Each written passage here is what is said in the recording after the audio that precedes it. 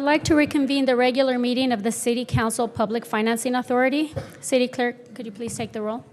Certainly. Councilmember Mosier? Here. Councilmember Bolton? Here. Mayor Pro Tem Burns? Here. Mayor Vandermark? Here. Councilmember Strickland? Here. Councilmember McKeon? Here. Councilmember Kalmick? Here. All present. Thank you. Next, we'll move to the Pledge of Allegiance, led tonight by Mayor Pro Tem Pat Burns. Please stand if you can. Right hand over the heart. Begin. I pledge allegiance to the flag of the United States of America and to the republic for which it stands, one nation, under God, indivisible, with liberty and justice for all. Next, we will move on to the invocation, which will be given by Police Chaplain Bob Ewing. Thank you, Mayor Vandermark. And just as I asked at the beginning, I wanted to talk about what I'm going to pray tonight. Usually when I pray, I spend time and I write out my own prayers, but every once in a while I find a prayer that to me says a lot.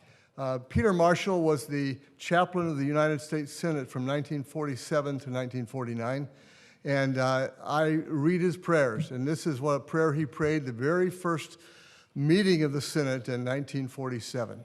So would you all bow with me? Almighty God, we need your power, obtained through prayer, to solve problems, decide issues, and to do your will. But let us not imagine that this formal prayer can take the place of private prayer. May there arise from every home, every person, every leader, the silent prayer that seeks to know your will.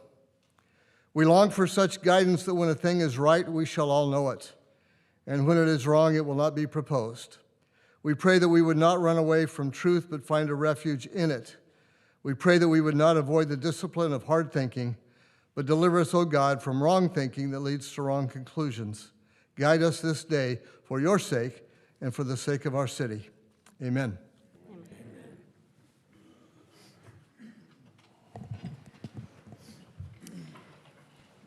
Next, we're moving on to closed session reports. City Attorney, do you have anything to report from closed session? Thank you, Mayor. Nothing tonight. Announcement of supplemental communications. Do we have any supplemental communications? Yes, we do, Mayor. For invocation item number 5, 1 email received. For City Manager's report number 6, 9 email communications regarding the proposed 2024 celebration calendar program. City Attorney's report item 8, 1 email received regarding high-density housing. Consent calendar item 9, a memo from myself requesting approval to revise the December 19 minutes. For consent 11, an email communication regarding the annual review of the City Code of Ethics. For consent item number 12, email communication regarding reappointments to the Independence Day Board. For administrative items number 19, 2 email communications regarding the fiscal year 23 through 27 strategic plan biannual progress update number 1. For council member items number 20, an email communication regarding Mayor Pro Tem Burns' item regarding Roan Lane and the OC San Rec Miller Holder easement. For item 21 under council member items, another email communication regarding council members Bolton, Kalmick, and Mosier item regarding Roan Lane and the OC San easement issue. And for item 22, under council member items, an email received regarding the expedited plan check for development. That's it. Thank you. Do we have any public comments? Anybody signed up to speak? Yes, we do right now. We currently, we have 48 signed up to speak. Thank you. And due to the number of comments, we will be reducing the time to 2 minutes in order to get through our city business within a reasonable hour. At this time, City Council will receive comments from members of the public regarding any topic, including items on the open session agenda. Individuals wishing to provide a comment may do so in person by filling out the request to speak from the form delivered to the city clerk. All speakers are encouraged but not required to identify themselves by name. Each speaker may have up to 3 minutes unless the volume of speakers warrants reducing the time allowance. Please note that the Brown Act does not allow discussion or actions on topics that are not on the agenda. Members of the public who would like to speak directly with a council member on an item not on the agenda may consider scheduling an appointment by contacting the City Council's administrative assistant at 714-536-5553 or emailing the entire city council at city.council@servecity-hb.org. Could you please call up the first 10 speakers? Certainly. Please approach both podiums so we can move more smoothly. Andrew Einhorn, Barbara Shapiro, Shirley Detloff, Meg Robinson, Tony Dawes, Carol Dawes, Kathy Ryder, Martha Elliott, Barb Van Dyne, Barbara Richardson.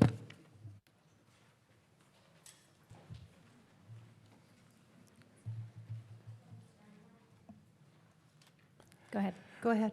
Remember the Seinfeld episode, The Smelly Car, where Jerry and Elaine valet their car only to discover a persistent and overpowering odor, a body odor in their car? Well, the majority's amendments are like body odor. They stink. Let me tell you why. If the Huntington Beach taxpayers only knew the unnecessary costs of conducting this election, they'd be furious. The majority spent about $500,000 just on this scheme to get it on the ballot. It doesn't even take into account the costs of running in the election. Try to stay awake up there if possible. The majority states a plethora of lies combined with alternative facts about voter fraud in Huntington Beach as an attempt to suppress the vote. Then have our taxpayers pay millions for this election stunt when our city is facing serious challenges. To pay for this scam, services will be reduced. This would include library hours, repairs of the city infrastructure, and other services. Maybe our majority thinks that they can purchase all the necessary equipment cheaply on eBay or Amazon. Is the majority studying how to run this election via YouTube videos? This lame majority has no clue how to run an election. The Orange County Register of Voters should handle the elections. And I would suggest that the majority visit the Orange County Voter Office on February 7th from 4 to 7 p.m. when they have an open house, so you can learn something about running an election. Staff will provide facts, voting procedures, because it does matter who counts the votes. Several topics will be conducted there, and due to time restraints, I will not discuss them. Thank you. Your time's up. The next speaker, please. My name is Tony Dawes. I'm a resident of Huntington Beach. I'm the former president of a 500-person engineering firm based here in California. And I was the executive vice president for a multinational engineering firm where I managed Western U.S. operations. In my profession, I've dealt with costs, budgets, and estimates in the many millions of dollars on a daily basis. I'm mystified that the City Council has put Amendment A on the ballot without any kind of a cost analysis. Mr. Gates has stated the adoption of this measure may result in additional, currently undetermined costs to the city because the city does not currently perform the election activities. But then he goes on to contradict himself and say that if adopted, it will increase the city's election-related costs in an amount that cannot be precisely determined at this time. Mr. Gates appears to avoid the issue of costs because they cannot be, in his words, precisely determined. Can they be estimated to the nearest $500,000? How about to the nearest $1,000,000? Can I put a range on it? Is the math too difficult? Just the cost to place this poorly worded ballot on the measure was over $400K. And I remember hearing something about an initial estimate to implement this measure that would be in excess of $1 million, but did not include all the costs. That sounds like a start. And what about potential litigation costs? I've worked with attorneys for 30 years, and they routinely develop estimated litigation costs, cost to defend, et cetera, et cetera. Maybe Mr. Gates is unwilling to estimate the cost for fear that the residents will be unwilling to vote for this ill-conceived idea. Estimating the cost cannot be that difficult. Mr. Gates, please do your job. Amendment measures B and C are just plain silly. Regarding Measure B, we don't need to change the city's charter to decide what flag to fly in honor of whatever it is we'd like to recognize, whether it's the Olympics or something else. It seems the City Council already has that power. Just vote on it. Regarding C, transparency in the activities of any City Council is a good thing. This acts to limit transparency. What are we trying to hide? Costs? The City Council needs to get about the business of running the city, one that has a growing deficit that will require cuts to services. Stop spending money we don't have. It's bad business, and it's bad city governance. Thank you. Thank you. Good evening, members of the council. My name is Shirley Detloff, a resident since 1964. I'm here tonight to discuss the March 5th election, where there will be 3 ballot measures regarding our charter. I had hoped that by this time you would have reconsidered, and these measures, because of public outcry, would not be on the ballot. All of you took an oath of office when you were sworn in as council members. At that time, with raised hands, said that you would respect and obey the Constitution of the state of California. However, by putting ballot measure A on the ballot, you did not keep that promise. The state does not require voter ID, and yet you will be asking voters to vote to allow it in Huntington Beach. The state has warned you that they will take action if this is accepted by the voters. A court case would take money, and our ability to win has not been very good. The voter has already provided voter ID when they registered to vote. Fraud has never been a part of the county election process, which you have said is one of the reasons you are proposing it for our citizens. In fact, the county elections have received high praise for being well run without fraud. The county may request that Huntington Beach not be part of the election that they oversee. Then we will be faced with very high costs of doing our own elections, which would include voting equipment, places for voting, and costs that even you have not been able to define. And who will pay for all of this? What services do we have to give up? Park and beach maintenance, library hours and libraries closed, road maintenance put off, and that goes on and on. It has already cost taxpayers money by putting this on the March ballot instead of waiting until the next election, since these changes would not even take place until 2026 at a cost of $500,000. The second measure is ridiculous, since you already have the right as a council member to determine what flags can be flown on city property. Thank you. It should never be a part of the charter.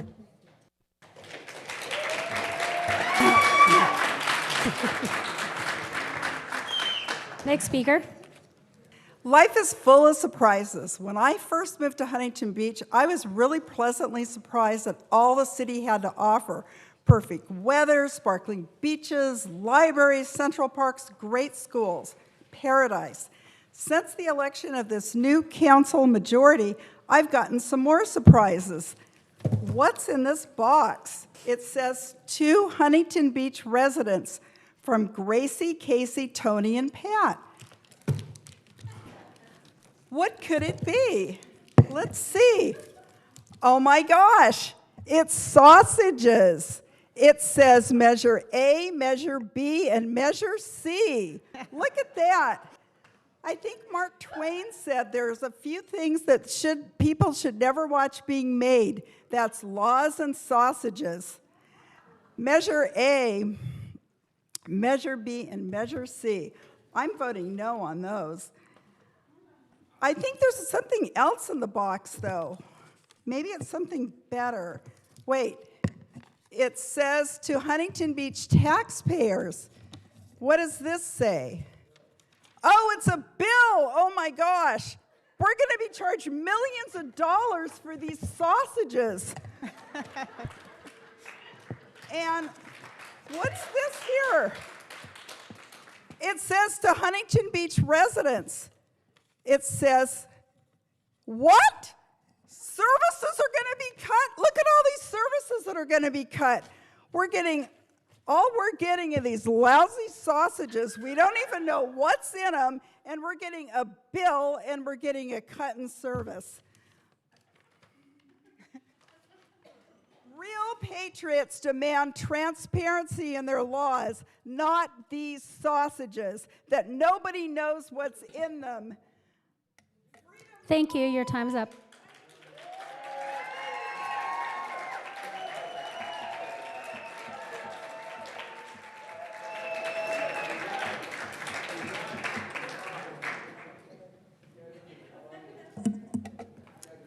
Good evening. My name is Carol Dawes, Huntington Beach resident for 29 years. I'm specifically talking to the four. When you campaigned, you were all about fiscal conservatism. What's happened? You're spending our money as if it's money to burn. You came into the office with a sizable surplus, and you're eating up funds with political stunts like setting up local elections with voter IDs, even though most Huntington Beach residents vote by mail, and there have been no incidences of election fraud. There is no city in the state of California that has been successful with voter ID. This is a political stunt. And you're also not factoring in all the litigation fines we'll be slapped with in the months and years ahead. Here's a short course on city government. City councils are entrusted with public funds, which come from taxpayers. Frivolous spending represents misuse of these funds, diverting resources from more necessary or beneficial public services and projects like infrastructure, parks, beaches, library, and public safety. Why was no cost analysis presented to the public before embarking on this path? If I ran a company like this, I would be fired. So at this point, if we're going to be losing millions of dollars, it's so clear to me and everybody in this room that the only answer is no. Vote no on all ballot measures. Finally, I want to make one comment about the revised city celebration calendar. You've added lots of new groups and causes and even illnesses, which is a noble effort, but there's absolutely no recognition of Pride Month. In fact, there's no mention of our LGBTQ community for the entire year. Yet a 2023 Gallup report reveals that between 7 and 10% of the adult population identifies as LGBTQ. For Gen Z, it's 1 out of 5. Many of you and your Thank you. Your time's up.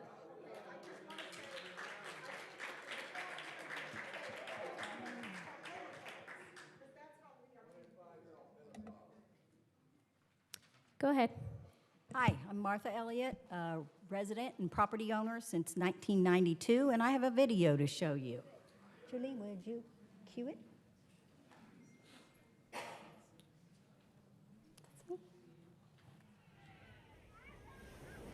Huntington Beach's conservative city council once again diving into the culture war. We're expecting a jam-packed meeting at the Huntington Beach City Council tonight. Is set for a debate. New this morning, the Huntington Beach City Council has approved a new ordinance. There's a ballot measure in Huntington Beach that aims to boost voter security through ID requirements and the monitoring of ballot drop-off sites.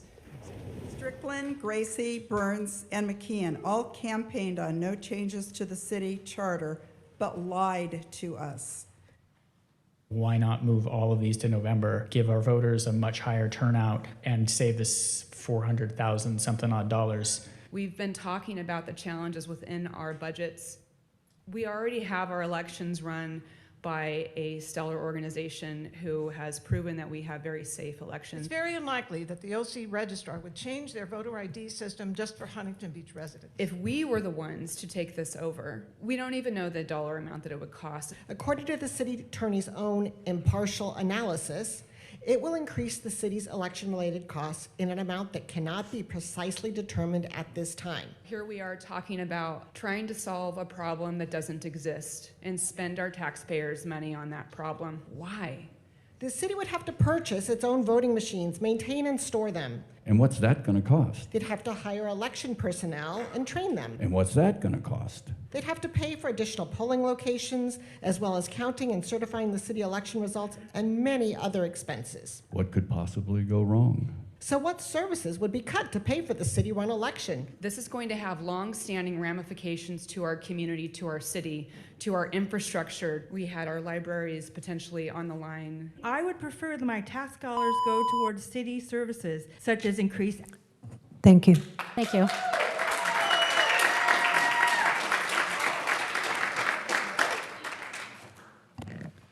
Barbara Richardson, 51-year resident of Huntington Beach. I want to remind all Huntington Beach voters to vote no March 5th on city charter measures A, B, and C. A could end up costing the city millions of dollars. B and C are risky and unneeded. The new Heritage Calendar is on tonight's agenda. It lists what celebrations and holidays will be recognized. But what about the holidays and celebrations that are not listed? Can city departments still promote these holidays and celebrations? Example, Cinco de Mayo is not listed. Could a city department have a Cinco de Mayo celebration and celebrate it? Pride Month is not mentioned.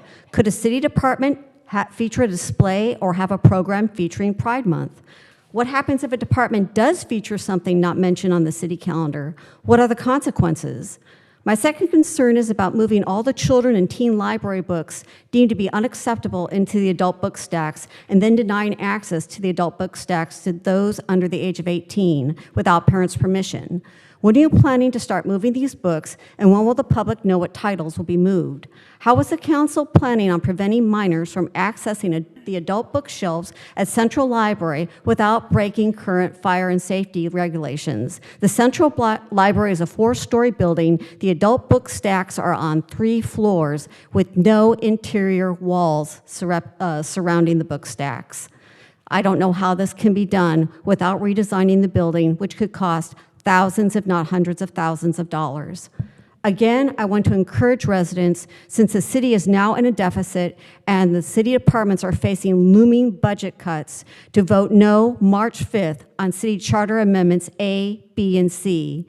They are too risky, too expensive, and we, the taxpayers, we just can't afford it. Thank you. Thank you. Next speaker. Okay. Good evening, Mayor and City Council. My name is Mary Jo Baratich. I'm a resident for 40 years here in the city of Huntington Beach. I wish to speak about item number 11, the annual review of the City Code of Ethics.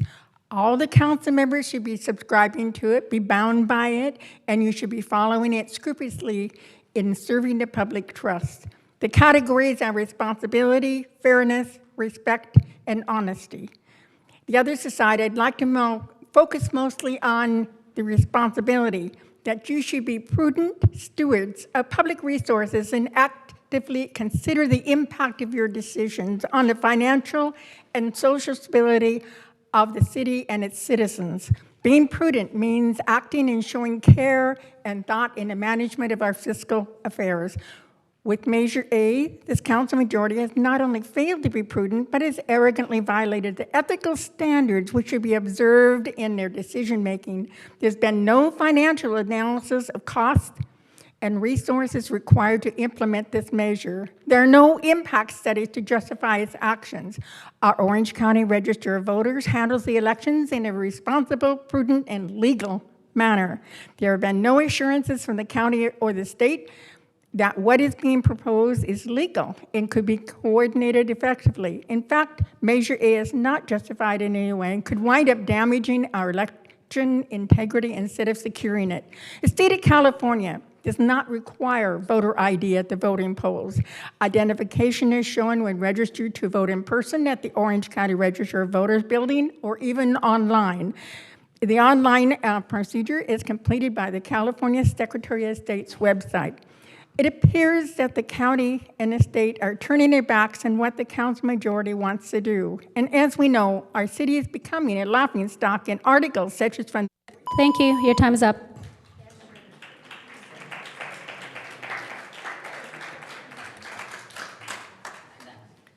I am strongly urging my fellow HB voters to vote no on measures A, B, and C. Measure A has a lot of questions that are unanswered. Obviously, cost. The city staff estimated startup cost of approximately $900,000. In addition to $900,000 each election, I have a feeling that's an underestimate. Security. How is my vote going to be protected? What will the security setup be? Where will my ballot, my information be stored? How will ballots be transported and counted? How will hacking be prevented? All goes back to cost. Who will be in charge? Will another person have to be hired to take care of this? Without a concrete plan being put forth, if Measure A passes, the City Council majority and City Attorney will have carte blanche and a blank check regarding what they choose to do in the elections. Can they be trusted with this responsibility? Don't give them the control over our elections with such unforeseen consequences and unanswered questions. No, on Measure B, the flag issue with a totalitarian twist hiding in plain sight. Why require a unanimous vote to change the flag policy? The City Council and City Attorney want to control the city well past their tenure. This is especially important when the flag policy has always been about the gay pride flag. Not satisfied to just pass an ordinance blocking it, Measure B, along with the gay bashing library issue and the transphobic language of the dignity policy, seeks to erase the presence of the LGBT community from all things HB. If this seems paranoid on my part, further proof can be found in item 624-020, in which Gay Pride Month is glaringly absent from the month of June celebrations. Do we want Huntington Beach to be known as a homophobic, isolated enclave of exclusion or one of acceptance and inclusion? Please consider what the real agenda is on Measure B and vote no. Thank you. Next speaker. Good evening, voter and homeowner in Huntington Beach since '85. What does it mean to be free? It means that one can make choices and decisions that impact their lives as long as their choices and decisions are within society's norms and laws.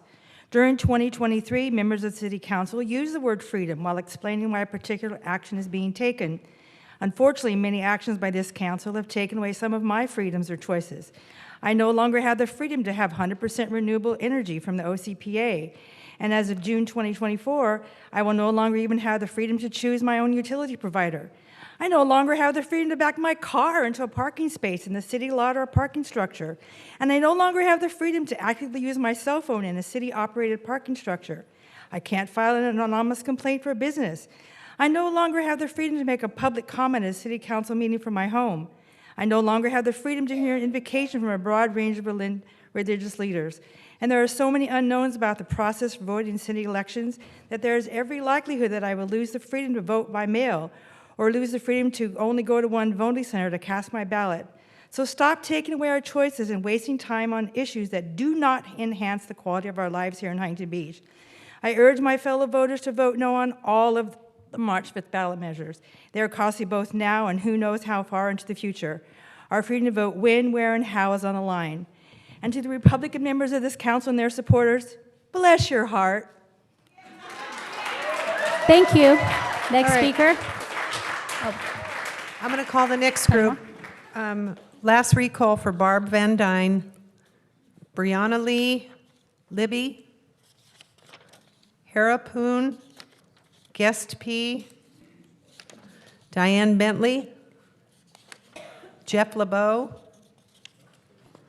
Cooper Carrasco, Joanne Arvizu, Buffy, and Linda Moon. Please come down and approach both podiums.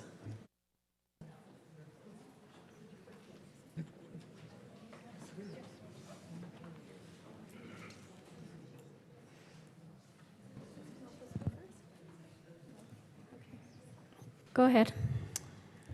Hi, I'm Hera Poon, and I'm here today to speak in opposition to some of the charter amendments, specifically Measure A, which is going to be requiring the voter ID for municipal elections. So this amendment was first proposed with the intention to protect voters and ensure the integrity of our elections. And I find it ironic how this amendment will do anything but that. Election integrity itself refers to the fairness of the entire voting process and how well the process protects against election subversion and voter suppression. So how will the city deliver its election integrity when the basis of its proposal lies on voter suppression itself?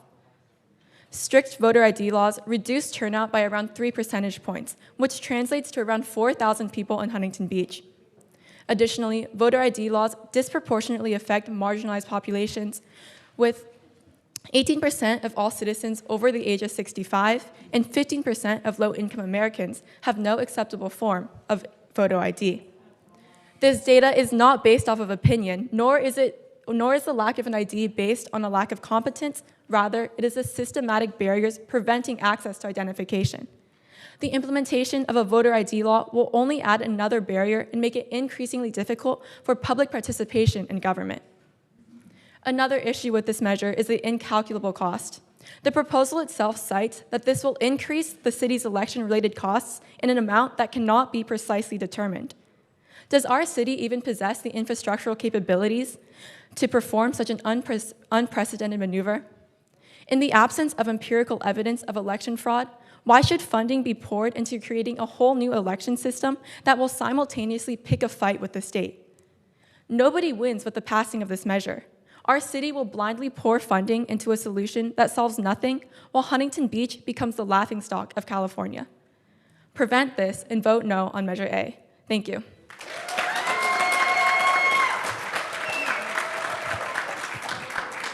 Go ahead. Hi everyone, my name is Brianna and I'm here to speak in strong opposition of Measure B regarding the flying of only government flags and requiring a unanimous vote in order to change the policy. Time and time again, the conservative members on this council have renounced identity politics in the name of patriotism and cohesion. We hear the same repetitive phrases, exclaiming how everyone is an American and Huntington Beach citizen first, and therefore we are going to remove all signs of support for other groups because acknowledging them is inherently unequal. I want everyone to consider, however, all of the policies that have been proposed in the last few months. The revisions made to the policy on human dignity, the regulation of library books, and even the charter amendments. Each and every single one of these policies, no matter how noble the intention, has put our city in a negative light. Our city has been thrown into the spotlight, so much so to the point that we have been deemed the Florida of California, and many consider it embarrassing to live here. I wanted to further conceptualize and quantify this idea as evidence that our city is devolving into an epicenter of culture wars and extremism. So I decided to launch a poll on my social media that asked if kids, mostly my age, would want to live in Huntington Beach after graduating high school. I got hundreds of responses and discovered that over 60% of kids would want to move after graduating. Now, obviously, there are a lot of other reasons for why someone would or wouldn't want to live here besides the political climate. Many of those who said they would still want to live here said so because of the weather, location, or family. And likewise, many people who wouldn't want to live here said for career reasons. Despite this, the vast majority of individuals who stated no brought up reasons involving our reputation as a conservative city. And so I wanted to bring up some anonymous quotations from my study. I wouldn't want to live here because there are so many other places that are more inclusive and understanding. It's a racist breeding ground, and I love Huntington Beach's natural beauty, but the politics suck, especially because I'm gay. Each of these quotes from my peers allude to a deeper issue of inclusivity in my city. As a city and as people, we can do better. There's still time to do what's right, and to do that, we must. Thank you for coming.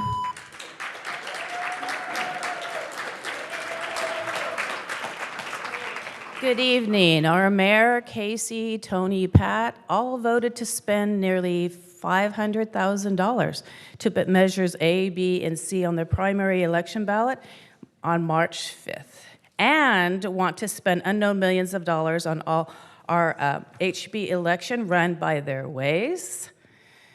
This video shows that even our mayor doesn't really believe in walk-in voting. If you don't want to show an ID, you're still welcome to mail in your ballots.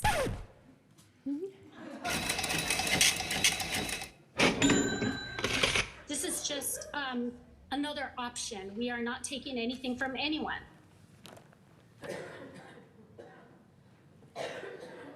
This is just another option for those who feel they would like to do this.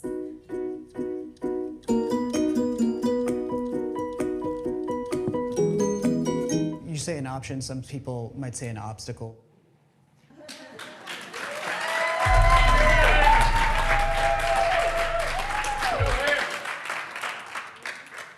Thank you. Next speaker. All right, that was awesome. Normally I don't go off the agenda, but this one's really important.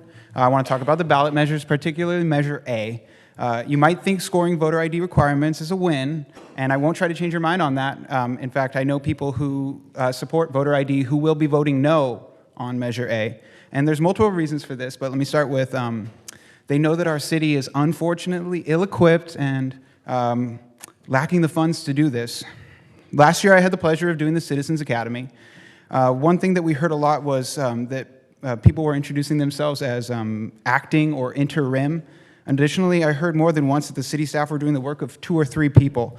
So running our elections now is like a short-staffed restaurant deciding to start making their own bread when they already have an excellent local vendor.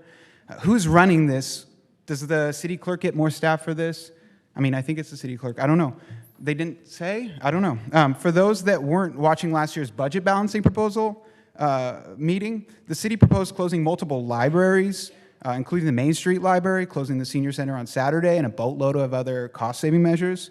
Cities that consider stuff like that should not put more on their plate. Okay? Now, on top of all this, like even if it was unimpeded, the AG already sent a warning letter saying he's going to sue the city if they do this. It's against California state law. So it's not going to work even unimpeded. But on top of that, it's against California state law.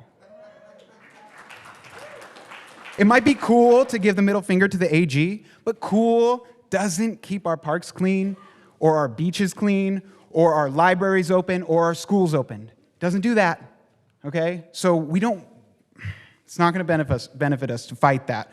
It's not going to work. It's worth noting that this is just municipal elections, so if you watch 10,000 Mules and think this is your way to fight that, it's not. This isn't going to affect the president. Thank you. Next speaker. My name is Diane Bentley, and I'm speaking tonight against measures A, B, and C that will be on the ballot for the March 5 election. These proposed changes to the HB City Charter are misguided, dangerous, and above all, very costly for HB taxpayers.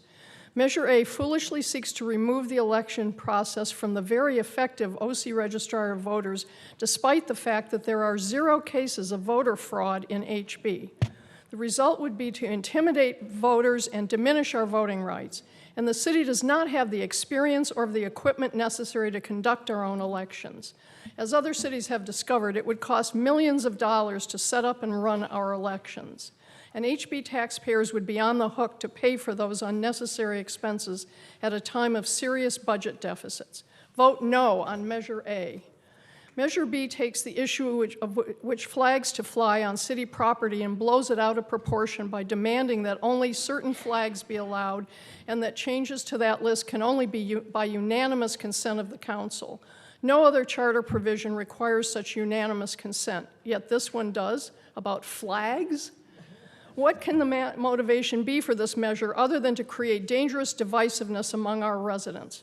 It's evidence of a mean streak on the part of those who propose these measures. Measure C is a nonsensical solution in search of a problem with a city council power grab thrown in for good measure. It's especially disturbing to see the suggestion that city council meetings can be so easily dispensed with, given the propensity of the city council majority to pass so many misguided and divisive actions already. Vote no on measures A, B, and C. Thank you. Next speaker. I'd like to remind everyone that it is very easy, convenient, and secure to vote no on Charter Amendment measures A, B, and C. You can vote by mail or by depositing your ballot into a camera-monitored ballot box anytime between February 5th and March 5th, and at voting centers throughout Orange County for 11 days up to March 5th. If Measure A passes, it will still be easy to vote for county, state, federal, school board, and special district candidates and ballot measures. But starting in 2026, voting for city officials and measures will become much more difficult and limited. The County Registrar of Voters will not be changing their procedures to accommodate the fear-mongering of the Huntington Beach City Council. The proponents of these measures are using false claims of voter fraud and disinformation to sow distrust in an election system which has been praised as one of the most secure in the country. They have not told you about the millions of dollars necessary to establish a separate election system and what city services will be cut to pay for them. This amendment would create voter suppression, chaos, and financial instability, not voter integrity. Measure B prohibits the display of flags honoring the accomplishments of historically discriminated segments of society. What is patriotic about bigotry? Measure C grants the appointed mayor authority to cancel meetings, further snuffing out the public's voice. 2-year budgets just allow for less oversight. The proponents' campaign is dishonest, deceitful, and deceptive. Vote no on A, B, and C.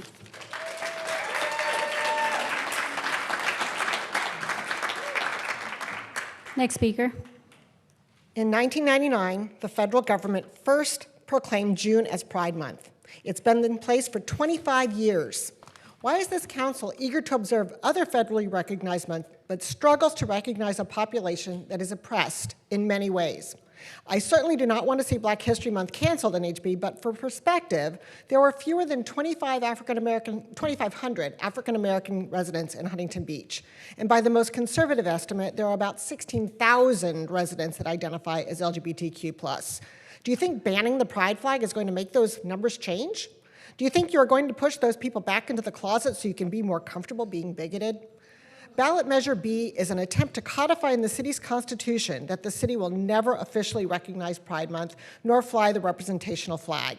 It is stunning that this council will waste hundreds of thousands of dollars to prevent an official observance of a federally recognized Pride Month. What is even more concerning about Measure B is that it would require a unanimous vote of the council to add a flag to the roster of approved flags. There is nothing more small d, democratic than requiring a unanimous vote. We all learned back in grade school that it takes a majority to win. It is very authoritarian to win the majority, then require unanimity to make any changes you don't like. I urge the residents of Huntington Beach to vote no on Measure B to stop this effort to hide the LGBTQ+ community that resides here. In fact, it's as easy as ABC. Vote no on all three. And I just want to bring to your attention the editorial board just today at the OC Register advised voting no on all three measures, and their editorial concluded with the words, vote no on all three to encourage the council to get back to governing rather than their political theater.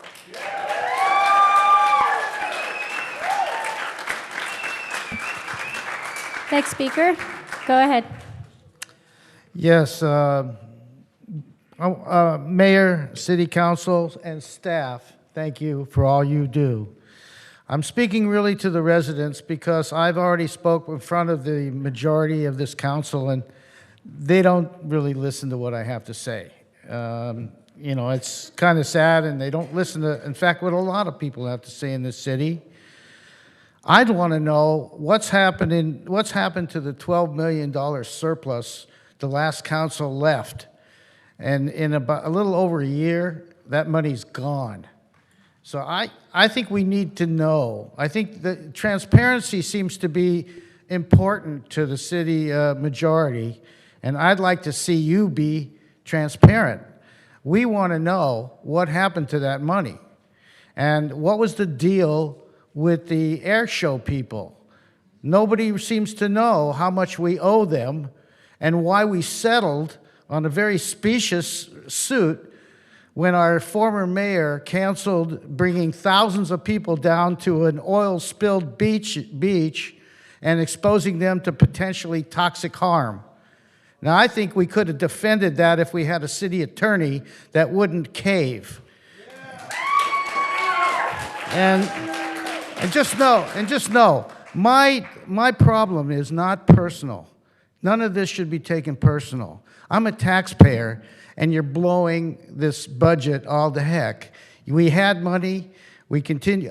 I heard that maybe a sales tax, maybe the emergency medical services will cost more when our loved ones get sick or get hurt and they have to be transported to a hospital. Maybe it'll cost us several $100s instead of what we have to pay now. So these are serious things for taxpayers out there, and we should know that we want our streets done, we want our roads paved, we want the water system upgraded, we want our parks clean, we want a lot of things, but none. Thank you for coming.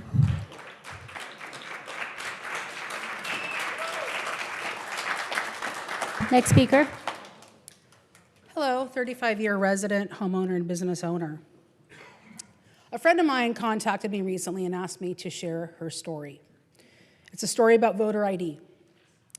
My friend lives in another state, a state that has strict voter ID laws. She went in to the polling place, was asked for her ID, provided her ID, but the polling worker told her that the picture didn't look like her, and she couldn't vote. And my friend said she was horrified and said, well, don't you see I'm 5'4", I have green eyes. The reason that maybe my picture doesn't look like it did is because I've been in chemotherapy and radiation. So I want you guys to think about this because this can happen here. You might have grown a beard, shaved a beard, lost your hair, changed your hair color, lost weight, gained weight. had an illness, and maybe your picture doesn't look like it did 8 or 10 years ago from the DMV, is a poll worker going to have the power to tell you that you can't vote in that polling location? Think about it, because that's where we're at. So I sent this email last night to the city council, and I got 5 emails from Gracie Vandermark last night until 1:30 in the morning. She called me a gaslighter, a user, an abuser, distasteful, offensive, an exploiter, sickening, privileged, and my personal favorite, and I quote, an elitist. Excuse me, Madam Mayor, but you don't know me. You have no idea of my background or upbringing. I have been working since I was 15 years old. For the mayor of our city to respond in this manner, name-calling, and 5 separate late-night emails saying I'm an abuser and an elitist, is shockingly unprofessional and immature. You don't know me. The point of my friend's story, the story that she wanted me to tell, is that voter ID... Thank you. Your time's up.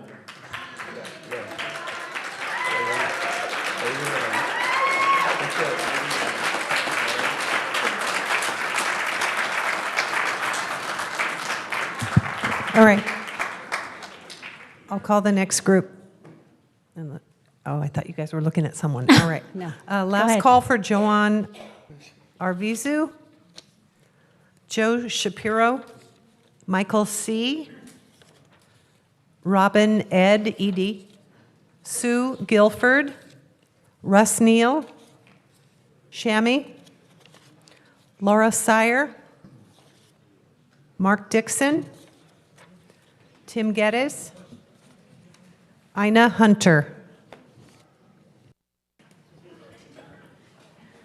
Hi, good evening.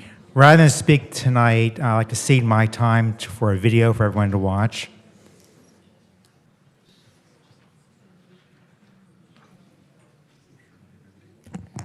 The new majority voted to spend nearly $500,000 to put these frivolous measures A, B, and C on the March ballot instead of only spending $80,000 to $100,000 on the November ballot. What are they hiding? Why won't they tell you the cost? The new majority cannot supply a complete itemized cost of taking on HB's local election. Staff forecasted $1.2 to $1.6 million with more unknown expenses. It may cost millions of dollars to take over elections. $2 million, $3 million, $4 million. Huge waste of taxpayer dollars. The new majority, 4 plus our city attorney, gave a $7 million settlement to a campaign crony in a lawsuit kept secret. Huge waste of taxpayer dollars. We can't afford to pay for an election. It's against California law to require voter ID. We won't even be able to afford to run the elections. How will we afford more lawsuits from the state? Only 15% of voters vote in person. 85% of Californians vote by mail-in ballot. OC Registrar of Voters verifies signatures on all mail-in ballots. There is no election fraud in OC, so why spend millions of dollars on HB elections for 15% of the votes? Those millions of dollars can be better spent. Let's protect what we love about Huntington Beach.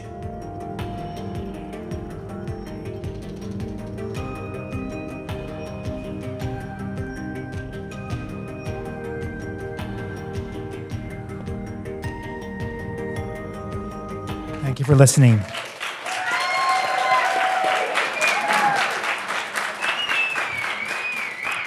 Next speaker. Good evening, Council. My name is Michael Craigs. I'm a 7-year resident of Huntington Beach. I'm here tonight to speak in opposition to all 3 of the charter amendments. I'm going to stick to Measure B just because of the time restriction. Mayor Vandermark, you recently made comments in an interview that said that the people who are opposed to Measure B are the ones that also want to separate and divide us. My feeling is that the ones who, for example, want the pride flag flown at City Hall during Pride Month are the ones that want to celebrate diversity and actually bring inclusion together.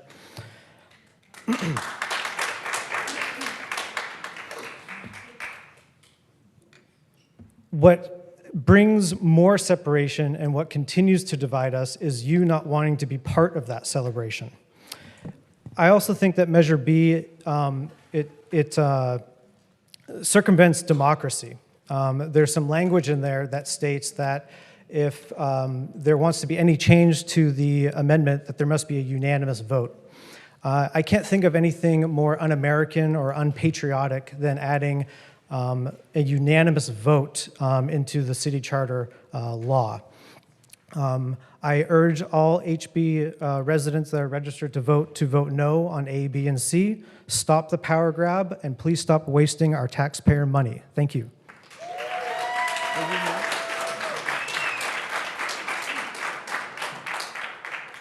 Next speaker. I'm Sue Guilford, president of League of Women Voters of Orange County, representing League members across the county.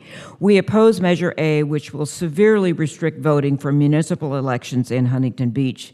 The League of Women Voters believes that voting is a fundamental right of every citizen that must be guaranteed. Protecting the right to vote of every citizen is part of the League's basic purpose, but we need to do more by making it easier and more convenient for citizens to register to vote, be informed, and actually vote. We believe that our democracy is stronger when more citizens are well informed and can vote. That's why League supports the Voters' Choice Act, which enables counties like Orange to make voting more convenient for all voters. Despite claims, voter fraud has never been a problem here or elsewhere in this county, state, or country. Like over 80% of voters in this county, I vote by mail, choosing to put my ballot in a secure ballot drop box, which is monitored by camera and has a sophisticated fire suppression system. I also signed up for ballot tracking so that I receive a text message when my ballot is mailed to me and after it is collected from a secure ballot drop box and signature verified. In-person voters now have 11 days to vote at ADA-compliant vote centers. Voters in Huntington Beach will still have those opportunities for all elections except for city offices and measures which will require them to vote under the city's separate system. Does the city have the millions of dollars necessary to create an equally secure and sophisticated election operation when the city budget is even now constrained? Please join the League of Women Voters in opposing Measure A.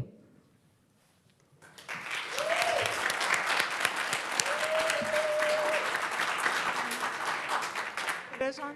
Okay. I'm going to begin by simply quoting a headline that appeared in the Orange County Register, notably conservative newspaper, but printed by the editorial board. And what it says is, in Huntington Beach's comic political theater by voting no on all 3 charter amendments. Do you hear? It's not like there are a few Looney Tunes up here objecting. Someone move the mic, Ms. Kerr, please. I always have trouble with the mic. You know, by the way. Not ADA compliant. No, not at all. And take a few seconds for me. You know, I'm sitting here. I have no ability to tell when you start the clock and no ability to see when the clock's going to run out. I can't really often see the audience. I don't know why the city continues, and they well know of it, to have a non-AD. It's unacceptable.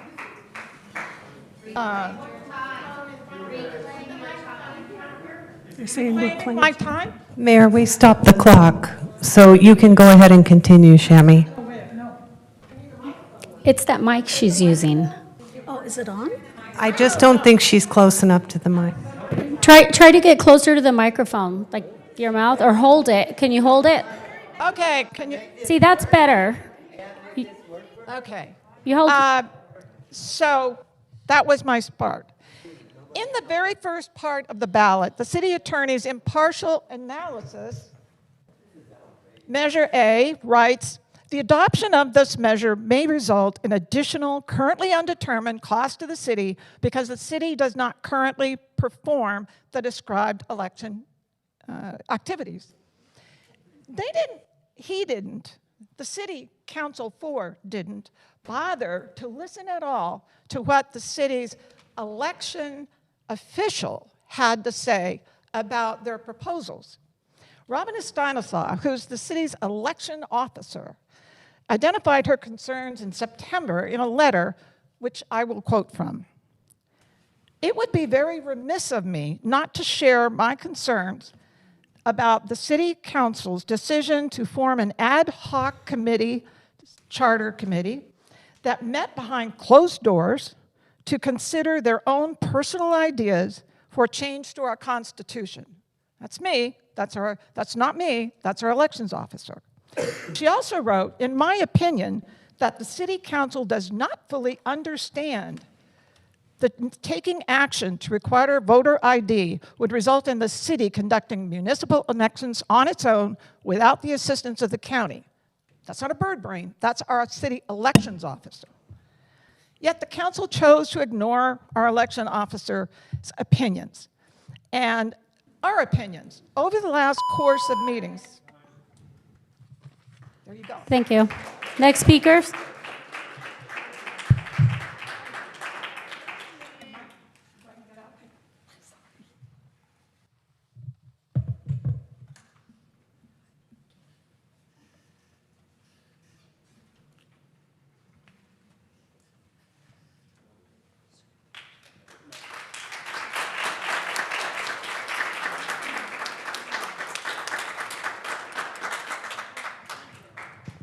Timer's going, so I'm Laura Sire, and I'm very proud of my friend here, Shami, by the way. It's very difficult for her to come down here and speak, and yay for her son who brought her,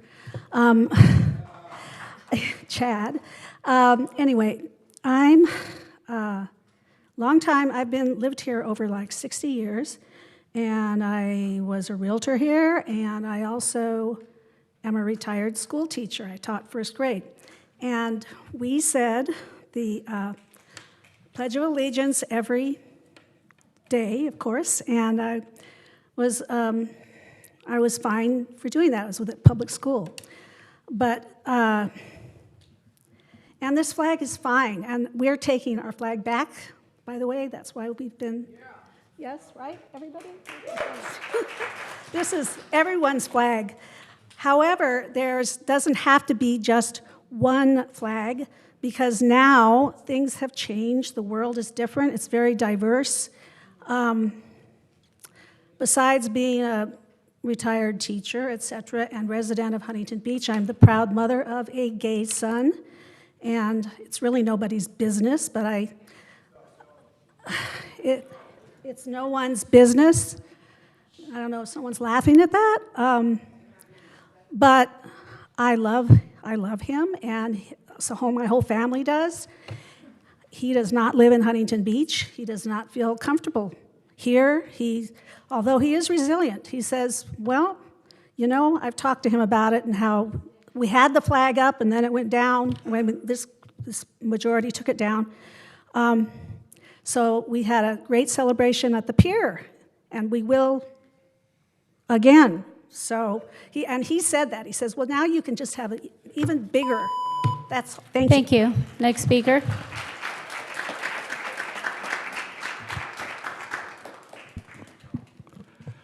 Good evening, Mayor and City Council. My name is Tim Geddes, a 40-year resident and longtime civic affairs participant.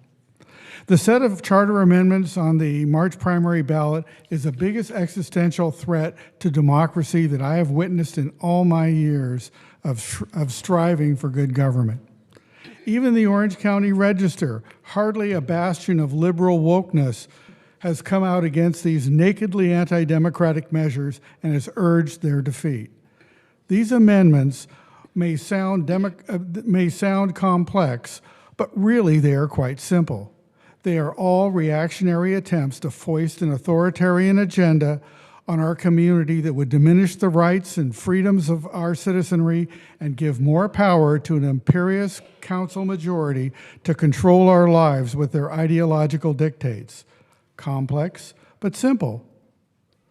These measures really are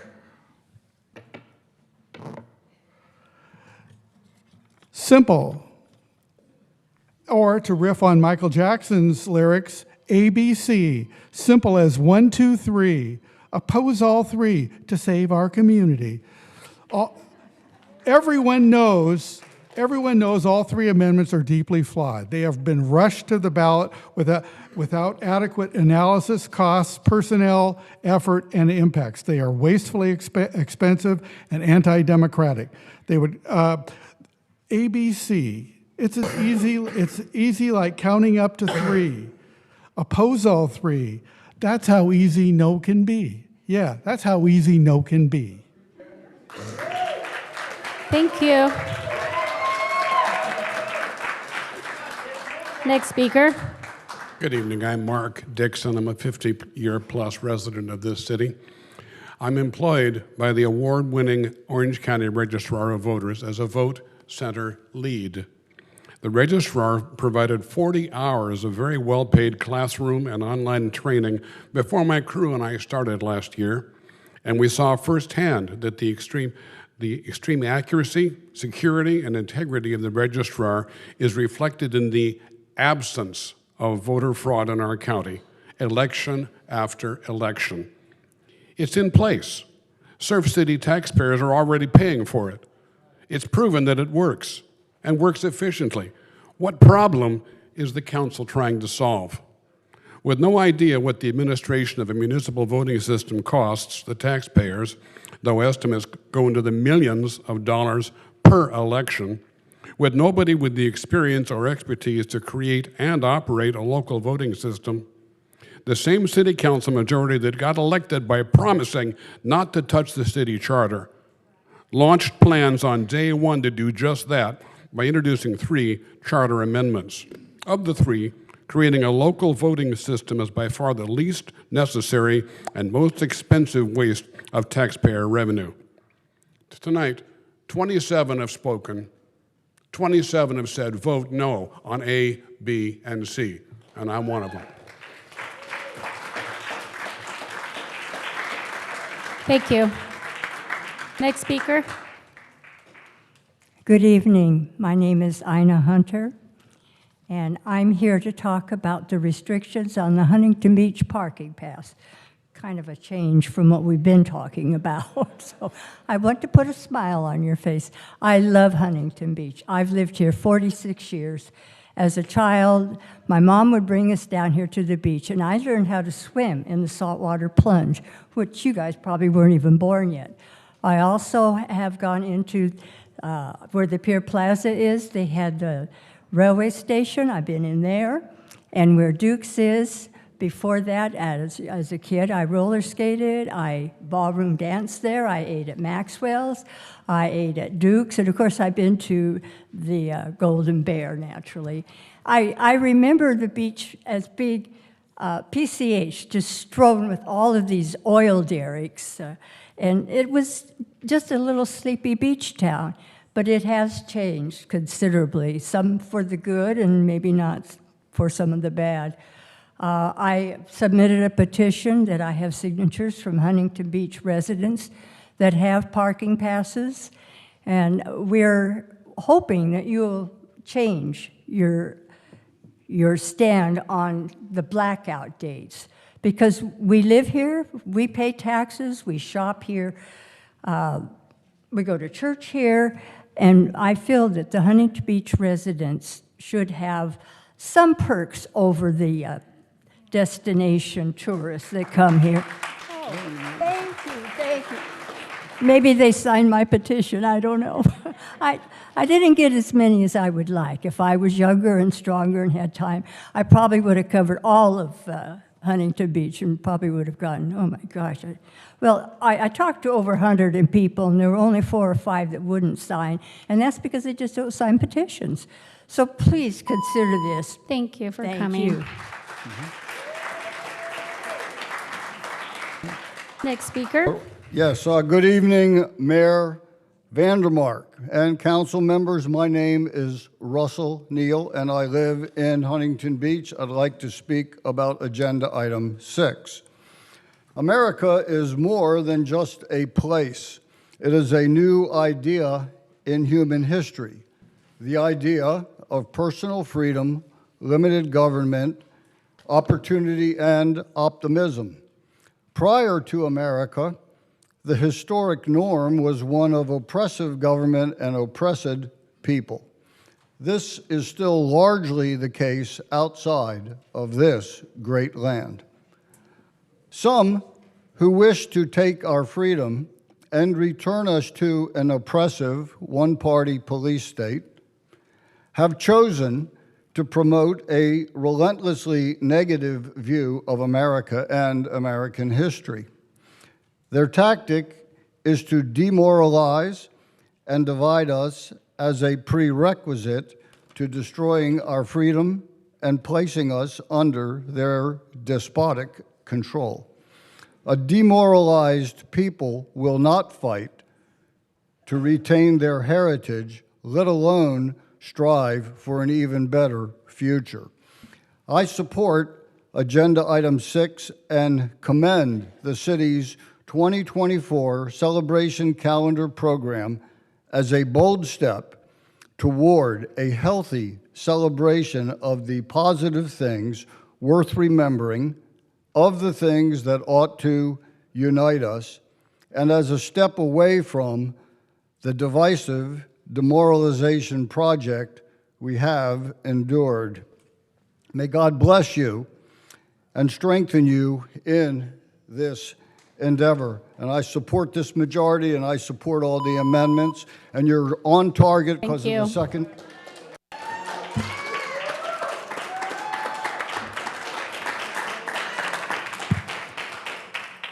Last recall for Robin Ed. The next group, please approach both podiums. Kathy McGuire, Elaine Bauer-Keeley, Catherine Goddard, Cindy, Wendy Rincon, Randall Costello, Neil, Max Ukropina, Gigi Jackson, Britt Hall. Please go ahead.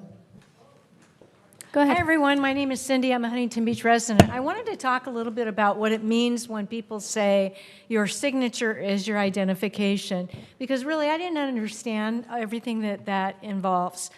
When 85% of Huntington Beach residents vote on a paper ballot, they either drop it off in the drop box or they mail it in. When that ballot reaches the Orange County voter registrar, it goes into a locked room, and then it is scanned into different kind of like zip code sections. And then a human person checks the identification, the signature on every single one of those envelopes. And how do they do that? They do that by going into their computer system, which includes a list of every single signature you have ever used when you voted in California in Orange County. So let's say you signed a signature 10 years ago, and 8 years ago, and 6 years ago, and et cetera. They can validate your current signature against every single one of those. So if your signature changes over time, they're able to check with that. If they don't have that information, they're able to go into your DMV information and do the same single process. So every single signature is verified against your personal historical signature piece. That's what it means when we say your signature is your identification. It's not just some haphazard method.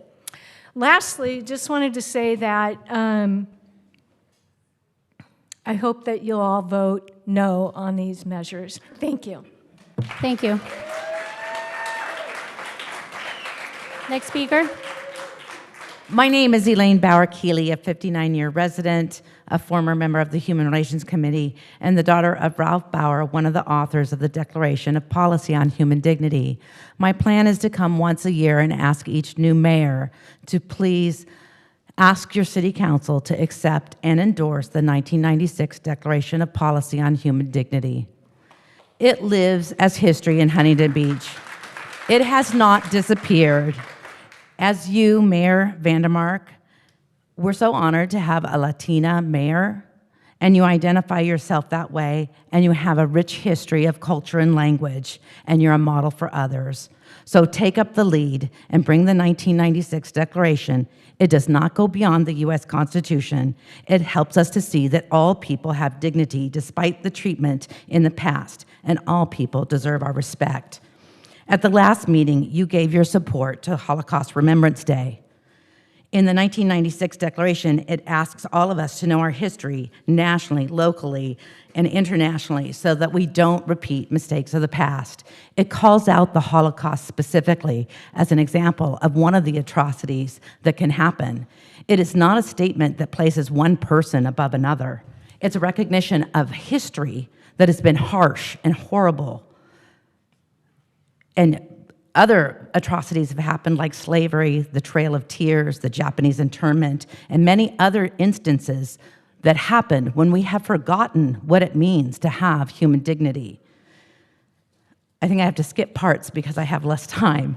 1996 was long before terms like woke or ally or identity politics were even in our daily vernacular. As you state, you're the first Latina mayor. The path to your legacy was paved by this declaration. As Maya Angelou stated, do the best you can until you know better, and when you know better, do better. Thank you. Your time's up.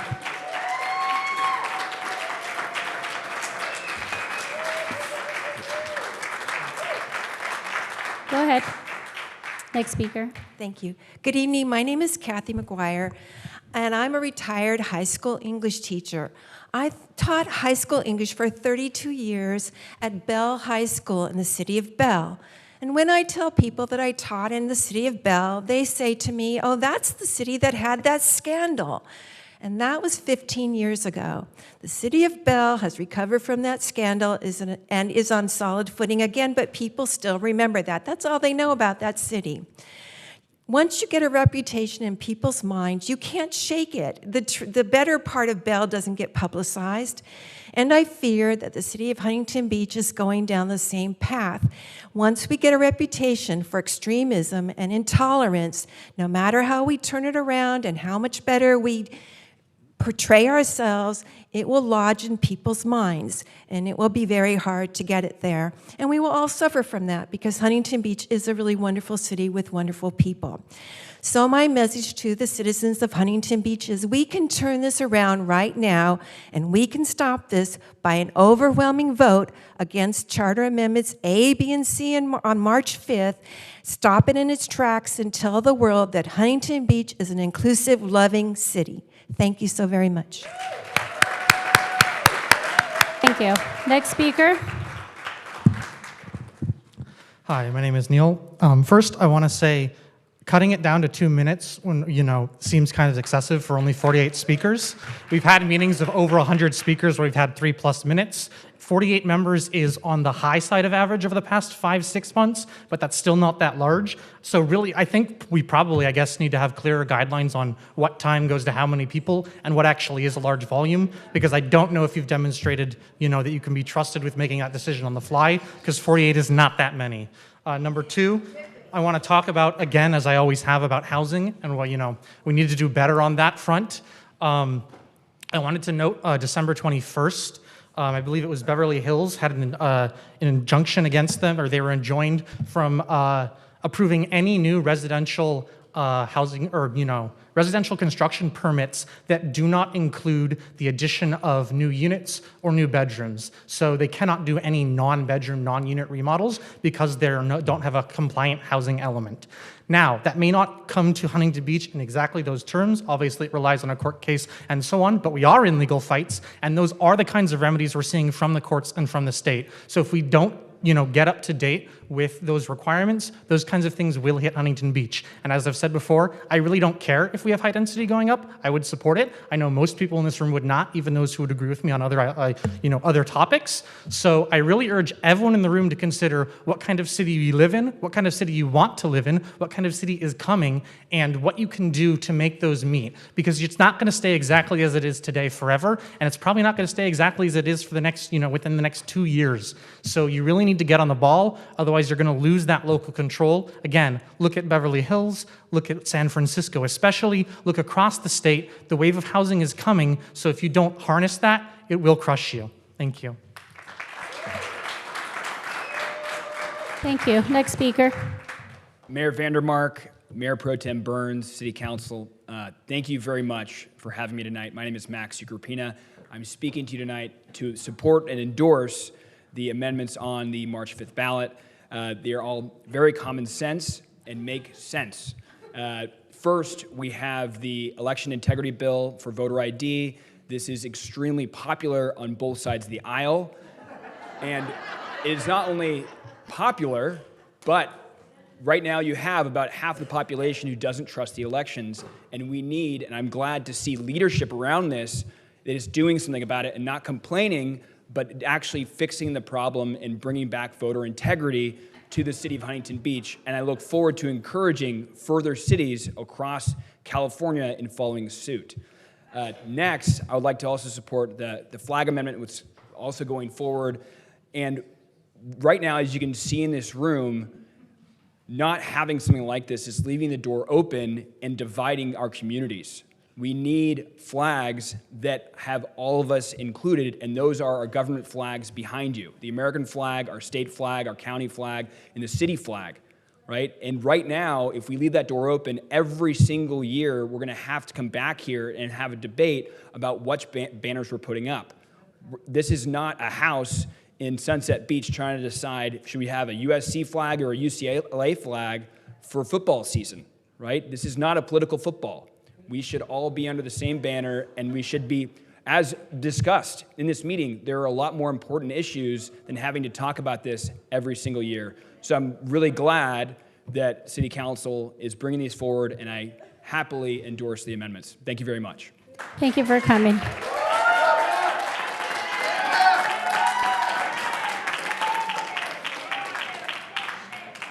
My name's Randall Costello. You got 2 minutes now, huh? Look at that, girl. Are you kidding me? 3 minutes wasn't 3 minutes, and you wanted 2 minutes. Brilliant. You are brilliant. Now, I have emailed you. I've come here and spoke to you. I apologize. I get excited. I am all in what's going on. Do you have any idea what's going on? I am so glad you cannot say one word, because every time I come here, these people are furious with you. And I'm trying to love you. I don't know you, but everything I hear about you is very fishy. Okay? This right here is a Bible from 1942, 41. They gave it to all military men. I don't know, women too, if they were there. Man, this is the Word of God. Now, I have talked to you about the Masonic Lodge that is like 2 blocks away. I've emailed you about it. One of you is going on a tour with me of that building, and we're going to find out what kind of church you labeled it, okay? Because I can't find out any information at City Hall. Oh yeah, they want to know if I'm in the circle. The circle. They got some kind of circle. Hey, somebody better answer my email. Thank you. Next speaker. Wendy Rincon, 49-year resident. I'm going to read some quotes from today's Orange County Register's editorial board. Shammy already recognized the title, and Huntington Beach's comic political theater by voting no on all 3 charter amendments. Quote, Vandermark told our editorial board that while there was no evidence of election fraud in Huntington Beach, the measure was justified because it would boost public confidence in local elections. It's a hollow political stunt, merely MAGA virtue signaling. Measure B is a convoluted way of stopping the city from flying LGBTQ plus flags, limiting official flag waving to mostly governmental flags, aside from opposing obstacles to, say, flying a sister city or a high school flag. It's just posturing. Council already has a reasonable flag policy. There's no need to enshrine a flag policy in the city charter. Members of the city council are adults who can figure out amongst themselves if and when to fly a particular flag. Measure C includes a poison pill, a rule letting the mayor unilaterally cancel meetings, which can be misused to reduce public access and limit dissent. Vote no on all three to encourage the council to get back to governing rather than political theater. End quote. Mayor, we're hearing chipping and lipping from that side. Hold on. Run the council meeting professionally, please. On top of that, Shammy, who is the handicapped woman who has been here for months, each time she tries to struggle with this microphone, can we please focus on an ADA compliant city council chamber instead of maybe, I don't know, MAGA policies? It's ridiculous. Thank you. You're right. Ooh. Everyone here should be able to speak and not have to hide behind a podium. They should be able to see the monitors. That's just common courtesy. Also, we all, at least most of us, are neighbors and community members here. It'd be nice if we came into this chamber and could show some respect for one another. If I see you in a coffee shop, I don't want to feel icky. And it's vice versa. We're all community members. Unfortunately, it's coming from the city council. You've created this divisive nature. Thank you. Thank you. Do we have more speakers? Go ahead. Next speaker. Good evening. I'm Catherine Goddard, and I've been a resident in Huntington Beach since the 1980s. Tonight, I want to talk about a couple of things. I've been watching for a year how this council is operated, and we understand that there's a 4-person majority. And so we understand also that 3 people elected by all of us have not been allowed to participate in much of the governance of this council. It's time for this to stop. Perhaps we can do this with a new mayor and a different arrangement of your seating and so on. But we need to be able to have people speak for us, and the people whom I elected to speak for me have not been participating. They have not been put on to committees, and they have not been treated with dignity here on the dais. So I would ask you to pay attention to that as we begin this year.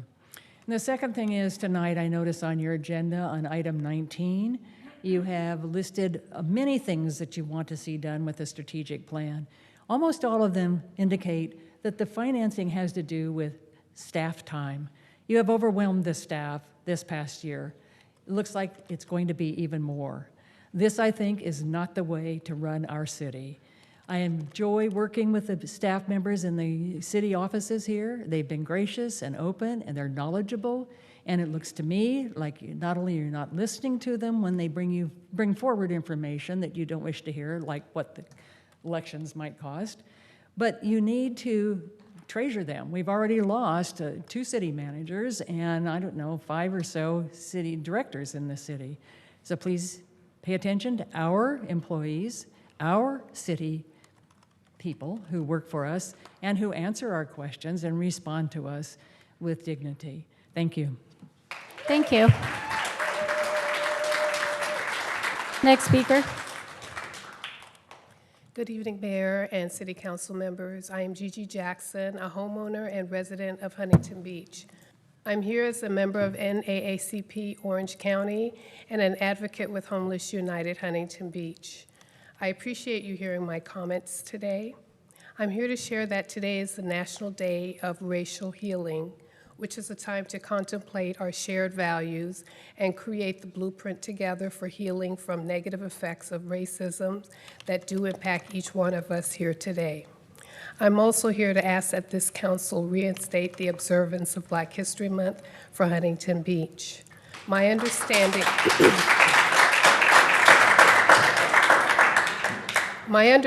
of this off and on again after the majority council voted to remove Black History Month and Women's History Month from the city's calendar is offensive. In order for it to be corrected by council action, it must be backed be put back on the agenda and voted back in place. February has been nationally recognized as Black History Month since 1976, and it is my hope that Huntington Beach continues this tradition of recognizing too often neglected Black excellence. In the spirit of fostering relationships and building community, I invite you to join in the first series of workshops titled Black History is Orange County History, which will start in February and continue monthly. I hope that many of you can join us at this and other opportunities, that we are all able to continue the work of leaders like Dr. Martin Luther King towards a world where we are all able to heal from the effects of racism and move forward together in true community. Thank you.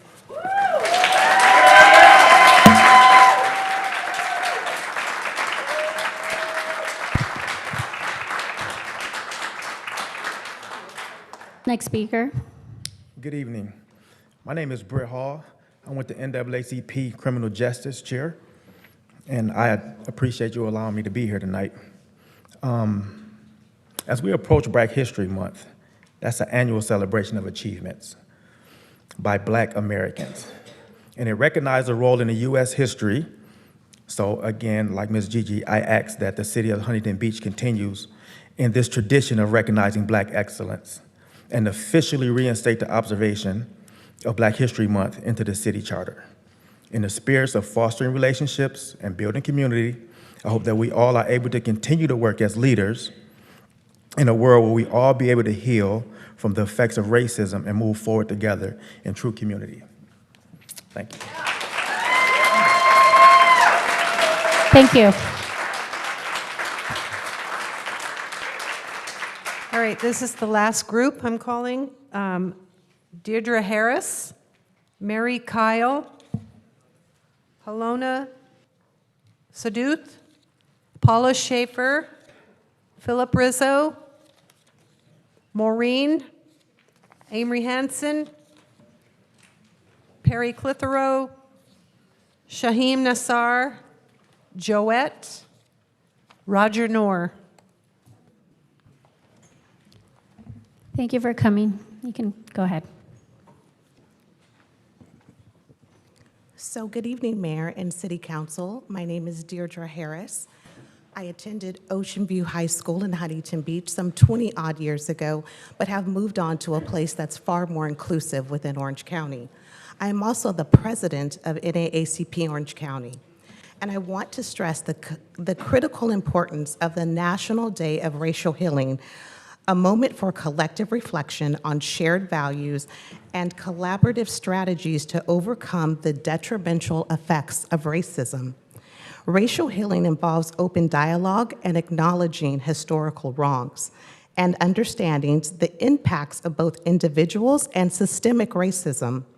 I formally request that this council reinstates the observance of Black History Month for Huntington Beach. It is an annual celebration honoring the achievements of Black and African Americans, recognizing our central role in U.S. history. President Ford officially recognized it in 1976, urging the public to seize the opportunity to honor the often neglected accomplishments of Black Americans throughout our history. Understanding that healing from the effects of racism is an ongoing journey, any time is the perfect time to bring people together to cultivate trust, to build relationships, and to share truths about community. At the NAACP, we are committed to the work of racial equity, and all eyes are on Huntington Beach. We encourage the council to embrace this opportunity to work together for a more inclusive community. Thank you. Thank you. Next speaker.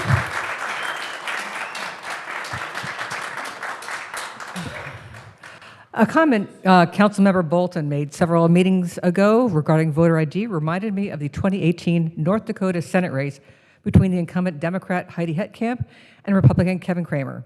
Cramer won, becoming the first Republican to win that seat since 1958. Cramer won his election primarily through a newly passed North Dakota law that required voter IDs include the voter's street address. Do you know who doesn't have street addresses on their voter IDs? Native Americans living on reservations where the streets have no formal names. Native Americans make up 5% of the population in North Dakota and largely vote Democratic. Prior to the new law, voters could provide proof of residence using a utility bill or some other document that provides proof of residency. The new law, which was upheld by the U.S. Supreme Court just 2 weeks before the election, suddenly disenfranchised over 39,000 people. North Dakota has prosecuted just one case of voter fraud in a decade. According to the Standing Rock Tribal Tribunal, there's never been a case of voter fraud in Sioux County. North Dakota Republicans said the law was vital to protect against voter fraud. Kramer said the new law wasn't discriminatory and accused critics of playing identity politics. Does this sound at all familiar? The council majority wants Huntington Beach residents to pay millions of dollars per election when there's been no cases of voter fraud.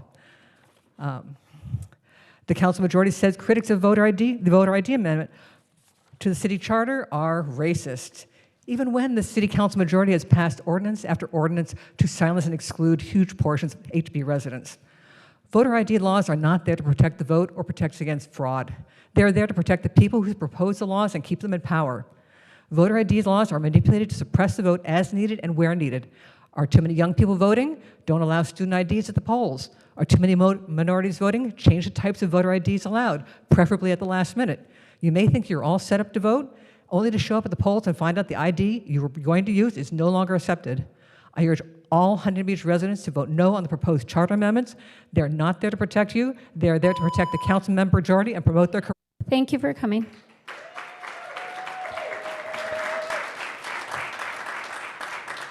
Next speaker. Hi, my name's Halana Sedith, and I am a transplant from the Bay Area. I've lived here for about 4 years.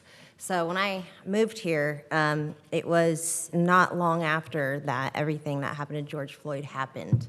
And then we had the plague happen, right? But we had all these BLM rallies down here. And I was afraid of getting sick, but I did want to participate in the BLM rallies. And so my way of supporting was just by wearing a BLM t-shirt. And I was not part of a rally, but I was probably, 5 blocks from the pier. And I was approached by 4 men that decided to chase me down and yell at me, "You N lover, get the hell out of my town. You don't belong here." That was my introduction. Now, it shouldn't matter, but I am half black. So for me to move somewhere and to be met with something like that, and other events have happened too, where I've been met with racism because people don't look at me and think, "Oh, I gotta watch what I say to her." I guess, I don't know, seeing the name Halana, I'm accepted as being like Hawaiian, which is more acceptable or something like that. So I hear a lot of stuff that people say. And I'm seeing a lot of the actions go on here. This is my second city council meeting I've been to. The first was with the pride flag. That was the first sign of exclusion when it comes to the city council. And also, I came here I made these little signs that said Black History Matters. Because it's our history, it's everybody's history.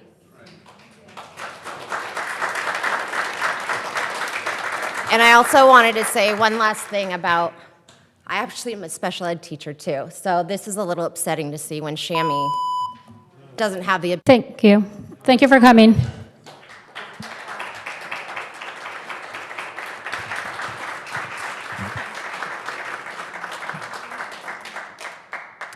Mayor and City Council members, my name is Paula Schaefer. I'm a Huntington Beach resident and have been for many years. I'll be voting against this ballot measure A, and I'm encouraging all other Huntington Beach residents who are eligible to vote no on measure A. The 4 city council members who are proponents of this measure state that the reasons are election integrity and security. If these 4 members were really serious about these issues, they would tour the Orange County Registrar of Voters' offices and invite their constituents who are also concerned about election integrity and security. In doing so, you would exhibit leadership and an interest in governing, rather than simply pandering to people's fears and possibly stoking those fears.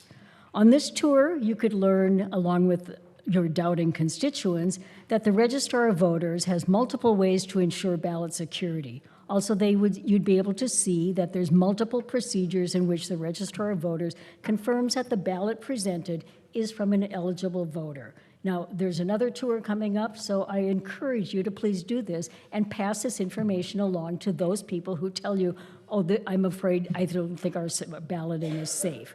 These procedures are true measures of election integrity and security, not asking for photo identification. The ballot measures and their arguments should be reviewed by every single person. I urge everyone to review them and compare the arguments and rebuttals. One side's argument is filled with name-calling and inaccurate information that's not even included in the measure. And the other side's argument and rebuttal contains facts regarding the city's ability and financial wherewithal to conduct its own elections, points out the inaccurate statements, addresses the city's the critical issue of the cost to the city's taxpayer. I encourage everyone to vote no on Measure A and stop this waste of taxpayer money.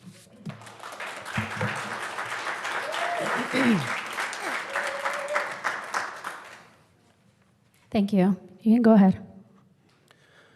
Respected Mayor and City Council members, my name is Shaheen from the Council on American Islamic Relations. As mentioned by others, the day after MLK Day today is our nationally recognized day of racial healing. It seems that this would be an opportune moment to demand Huntington Beach City Council to reinstate the city's observance of Black History Month for 2024. Reinstating Black History Month helps communicate to thousands of our African American neighbors that their presence in the city is valued and celebrated. An awareness of our historical faults allows us to avoid repeating the mistakes of the past. Regrettably, we do not live in a post-racial society. Recognizing these inequities is a path to addressing them, and addressing these inequities strengthens our communities as a whole. I invite you as our City Council members to educate yourselves on the history and current experience of anti-Blackness in Huntington Beach and the wider Orange County. And very briefly, on the topic of racial equality, I implore you to also consider supporting future resolutions demanding a ceasefire in Gaza. As we speak, the International Court of Justice is in the process of designating this crisis as an internationally recognized genocide. And I've personally lost family to that genocide. Reinstate Black History Month and demand a ceasefire now. Thank you. Thank you. Next speaker.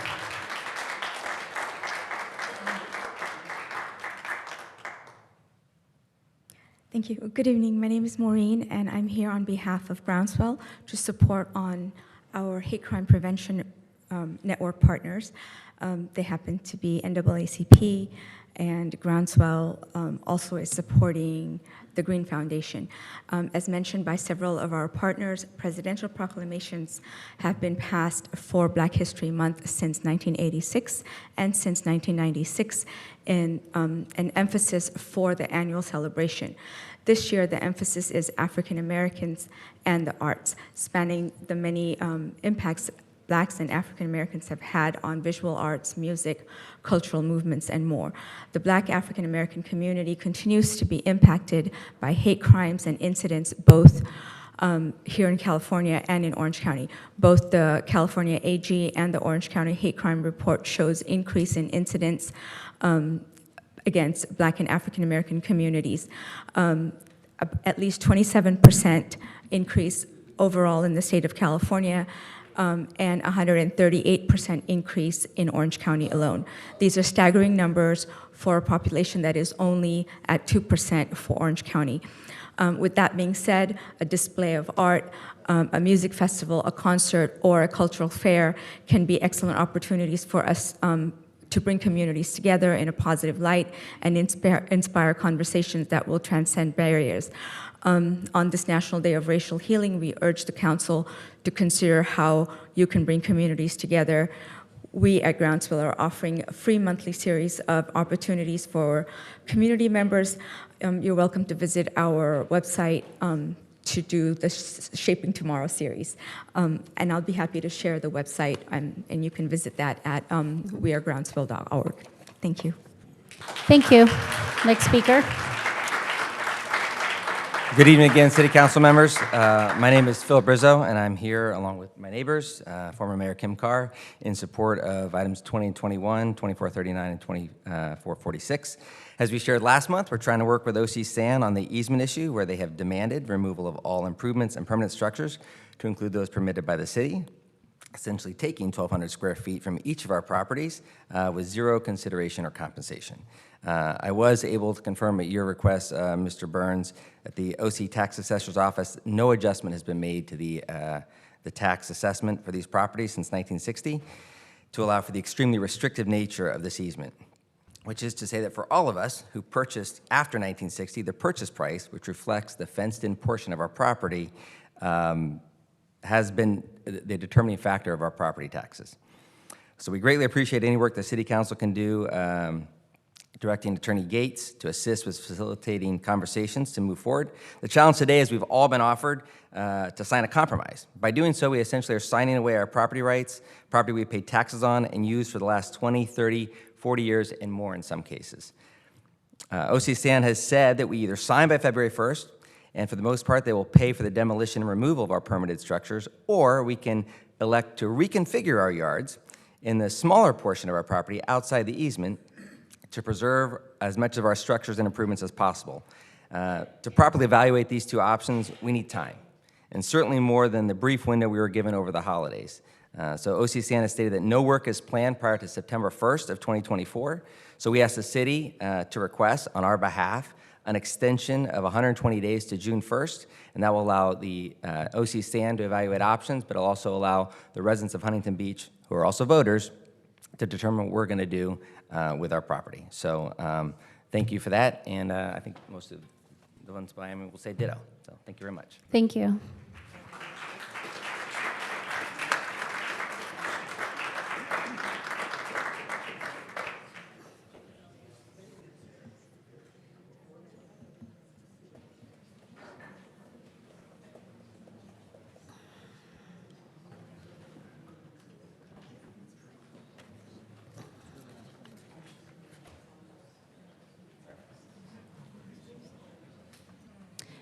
Are those the last public speakers? Oh, Amory, go ahead. Thank you, Madam Mayoress. My name is Mr. Amory Hanson. I am speaking tonight in support of item 20, Councilman Burns' item to find a solution for the residents of Rome Lane's concerns. The residents of Rome Lanes have been put into an awkward position by the needs of the Orange County Sanitation Department.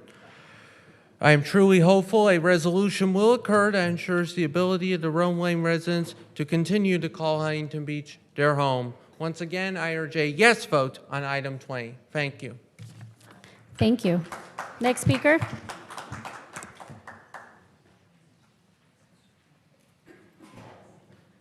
Hi, I'm Joette. I need to clarify just a few things that I heard that were mistaken. People who were mistaken making statements that they really didn't understand. I went to the Orange County ROV for the last 2 elections. The last election, I was there for 11 days straight.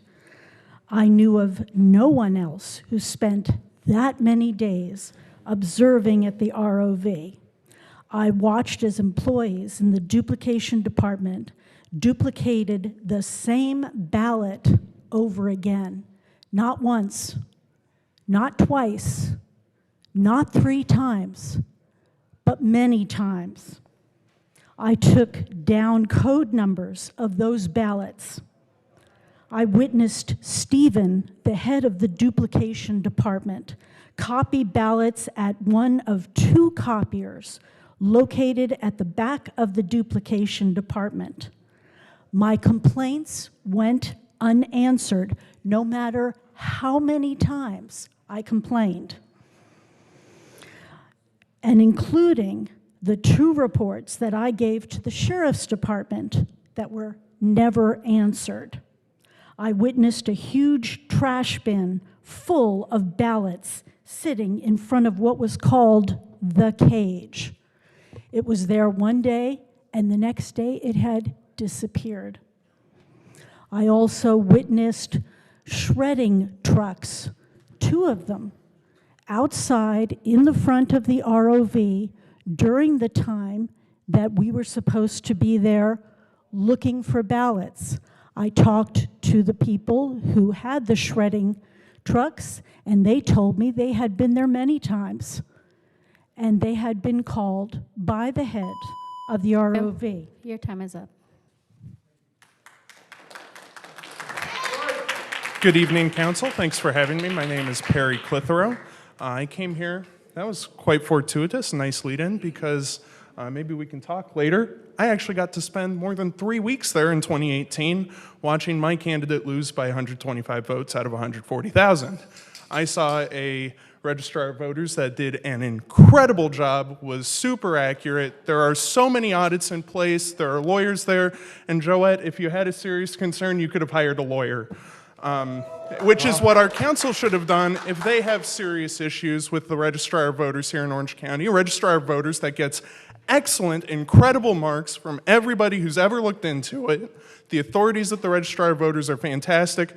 And again, reiterate, it's the job of lawyers to go and settle legal matters. So feel free to file a lawsuit if you don't think they're doing a good job. Obviously, I'm opposed to our charter amendments, as I'm sure you guys could have figured out. A lot of people here have talked about how they've lived here for 50 years. As somebody who's hoping to live here for 50 years, I'm not concerned about these new elections costing a couple of millions of dollars. I'm worried about these elections costing us $100 million or more over the rest of my life. I hope you four are ready for that to be your legacy, because I will not forget it.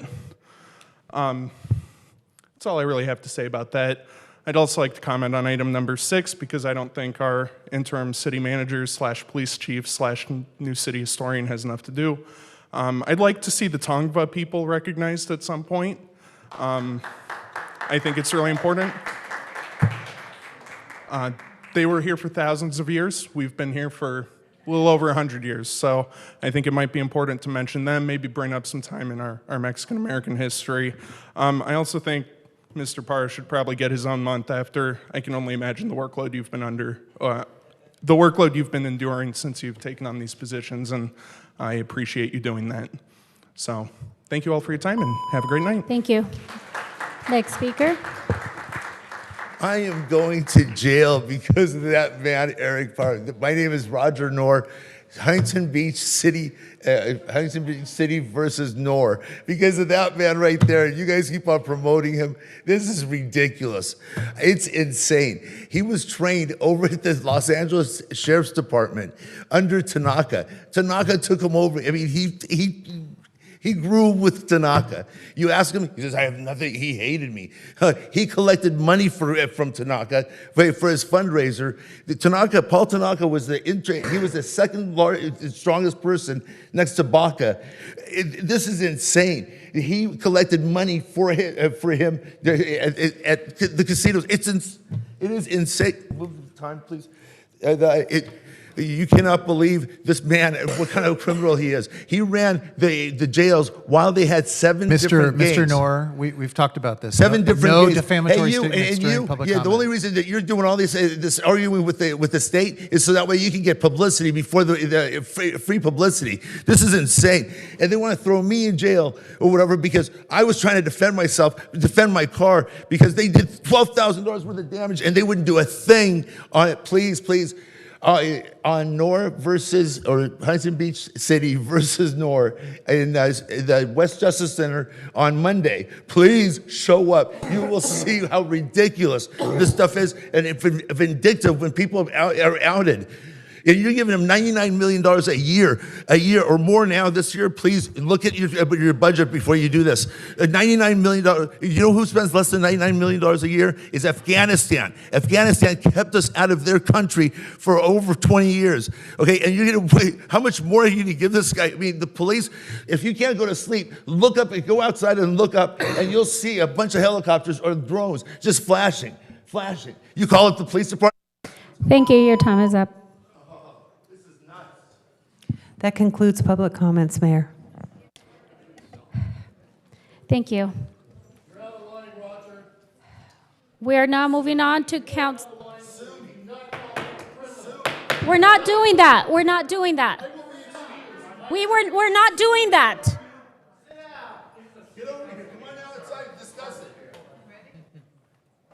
discuss it. Let's go.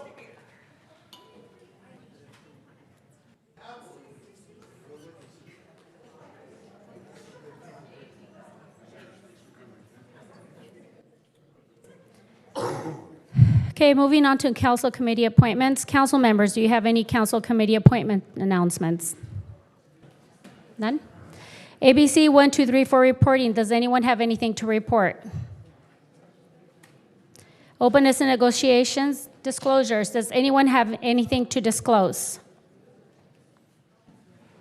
City managers report. Please introduce your report. So I have one issue to go over before the formal report, and that is I just received recently the homeless task force overview for last year, and I'd like to just go over a little bit of that with you. Homeless task force officers facilitated 180 formal business outreach meetings. They handled 570 MyHB complaints, and for those of you that aren't aware of MyHB, it's our app for the city of Huntington Beach, and I urge anybody to download that app. It has lots of good information, and it works very well for reporting issues such as homelessness and other issues. They tagged 117 sites for unlawful storage of public property in public. They coordinated significant cleanups at various locations throughout the city. They made 124 referrals to the Huntington Beach Navigation Center and 21 referrals to regional shelters. They participated in numerous collaborative meetings. They took enforcement actions 1,005 times last year, and they led efforts to cooperatively address issues occurring along jurisdictional boundaries with our neighboring cities. I just wanted to get that on the record, and I think at some point I would bring them back for potential recognition formally. And moving on from that, we have the proposal for the 2024 celebration calendar program, and that will be presented by Jennifer Carey. Good evening, Mayor and City Council. I am here today to go over the presentation proposing the 2024 celebration and acknowledgement calendar and the proposed approval process. On December 19th, City Council approved the following: development of a city celebration calendar and approved the themes for the 2024 celebration calendar. They approved the development of a 7 to 9 resident committee, and they asked that staff return within 60 days with a future calendar approval process.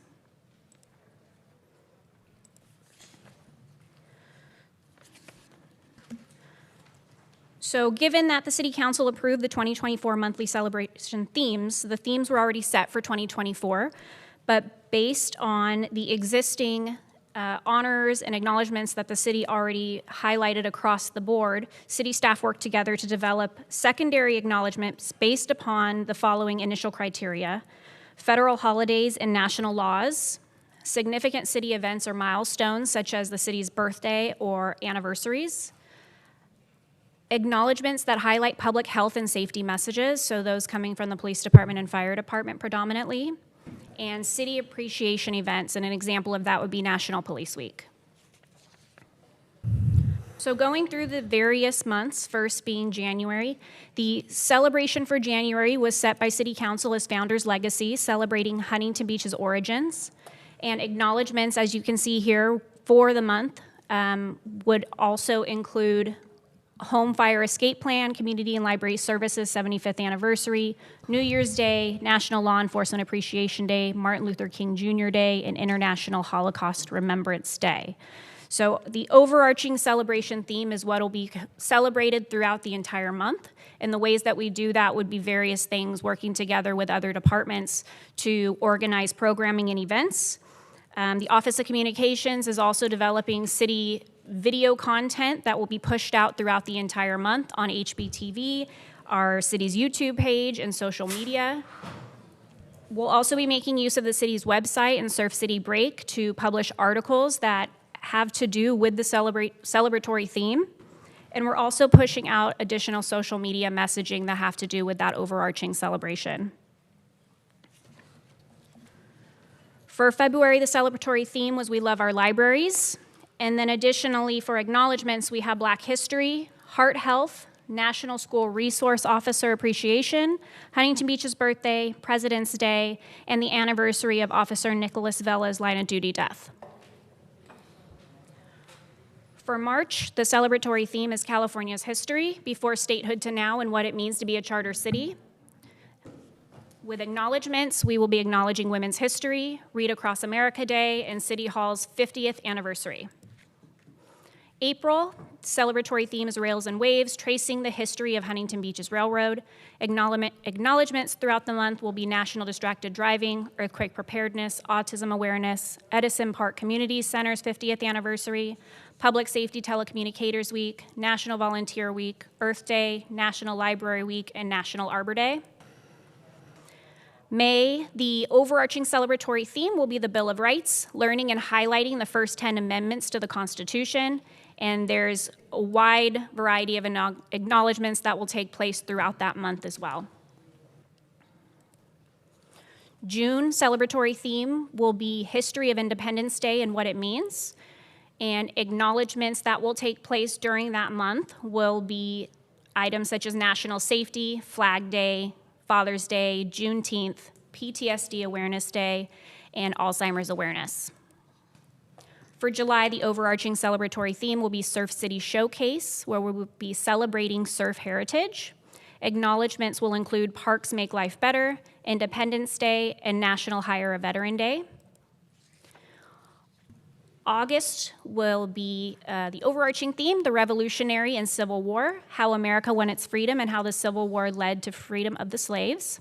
Acknowledgements being National Night Out, Book Lovers Day, and Senior Citizens Day.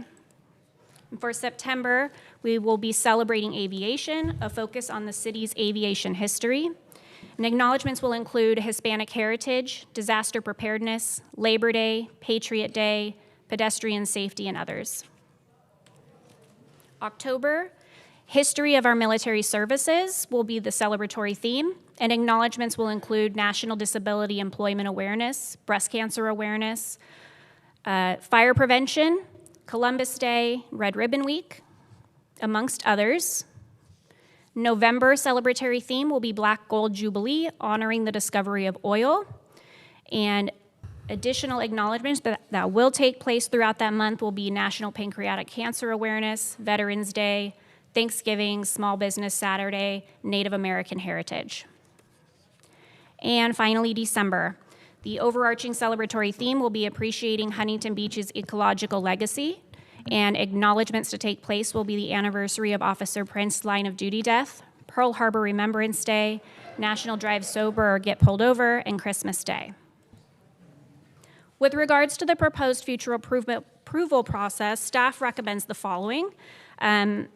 All acknowledgements, honors, dates, celebrations, anything that comes in, the Office of Communications will be tracking all of those dates, and then the Office of Communication will then provide those dates to the established committee that will be made up of those 7 to 9 residents. Those 7 to 9 residents, as that committee, will make recommendations, and then they will provide those recommendations to the City Council liaisons, Councilmember McKeon and Councilmember Strickland. And then Councilmember McKeon and Councilmember Strickland would be the approvers of those recommendations or deny or approve those items to be added to future calendars or the 2024 calendar. The celebration committee, we're in the process right now of getting the application updated, and the plan is for the application for that committee to be live next week on our website. And then to promote that committee, my office will be pushing out information on social media, providing information and where people can go to apply if they want to be part of that committee. Questions? Do any council members have any questions? Who would like to go first? Councilmember Kalnick. Thank you. I appreciate staff bringing this back. The presentation, I think, is what it would have been helpful, I think, in stage 1 earlier on that would have, I think, helped to avoid a lot of the conversation we had last meeting. I have a lot of questions still. I was really surprised after our council meeting last time to see a press release coming out that basically said, no, just kidding, we're going to celebrate the months that were explicitly stated by council members, no, we're not going to celebrate those months, to the point where I appreciate that staff and maybe other council members behind the scenes, I don't know, that's didn't heard from folks potentially in the press and decided, well, maybe actually we should celebrate those. I don't know what happened, but we put a press release out saying we're going to do this, which again, I'm fine with. I'm glad that we reinstituted at least some of those months. I would have preferred to have the rest of the months that the state of California and other places across the country recognize regularly. I don't know how that process occurred or why it occurred, but in order for those to be celebrated again, like the press release stated, this council would have to vote to reinstitute those. The rubric by which we decided some of these, I'm guessing staff came up with, but we're missing several holidays and remembrances and celebrations that have either been celebrated in Huntington Beach, in California, and the rest of the country for many, many years. And we're celebrating things that haven't been celebrated in California since 2009, namely Columbus Day, which is grossly offensive to see that as something we were going to celebrate again, and rather than Indigenous Peoples Day.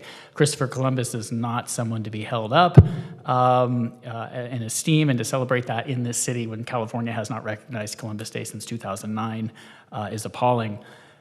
Cesar Chavez Day is missing. Rockin' Fig Day is missing from this, as is California Surfing Day is missing from these celebrations as well. So the rubric that we're just going to take national events and not recognize anything that the state of California and actually the city has recognized on days is somewhat confusing.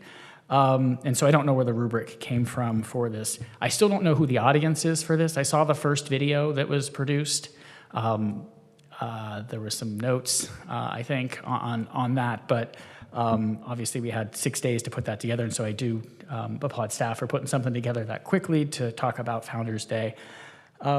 Additionally, getting into the authority piece, council liaisons, staff is recommending that council liaisons make ultimate decisions on approving public policy. I don't know under what charter authority that can actually happen, where the city council can delegate final authority for something that the city is going to work, or directing staff to do something to 2 council members with no council oversight. I'd like a little bit more visibility into that. Also, I had no idea who was appointed to this until I just heard it right now publicly, that there's been people appointed to as liaisons, although the committee hasn't been created yet officially, and there's no resolution that actually defines the committee, the terms, who sits on it. So I don't know how we have liaisons already appointed to a committee that hasn't necessarily been formally established and its bylaws haven't been created. So I'd like some clarity on that as well.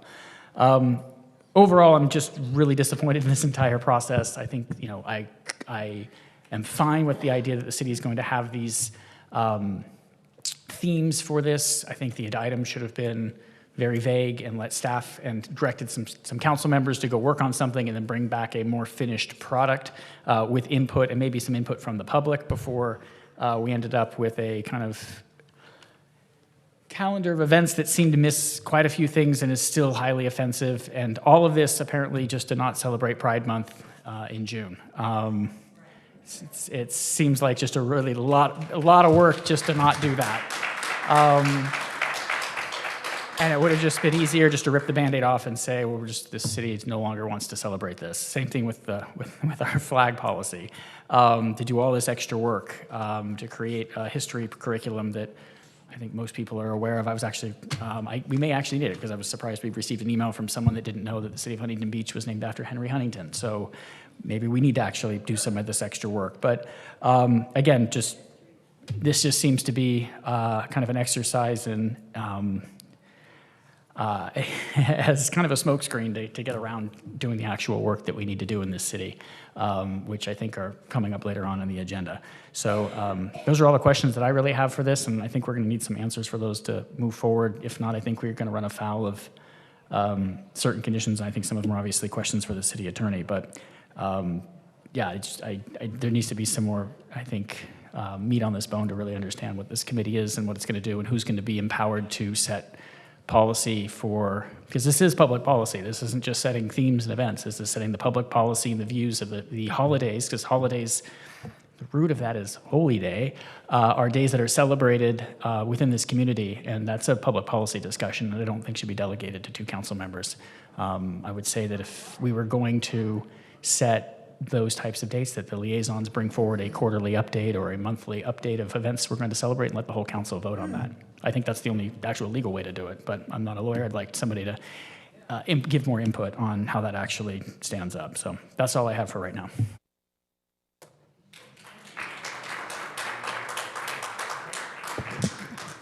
Councilmember Moser.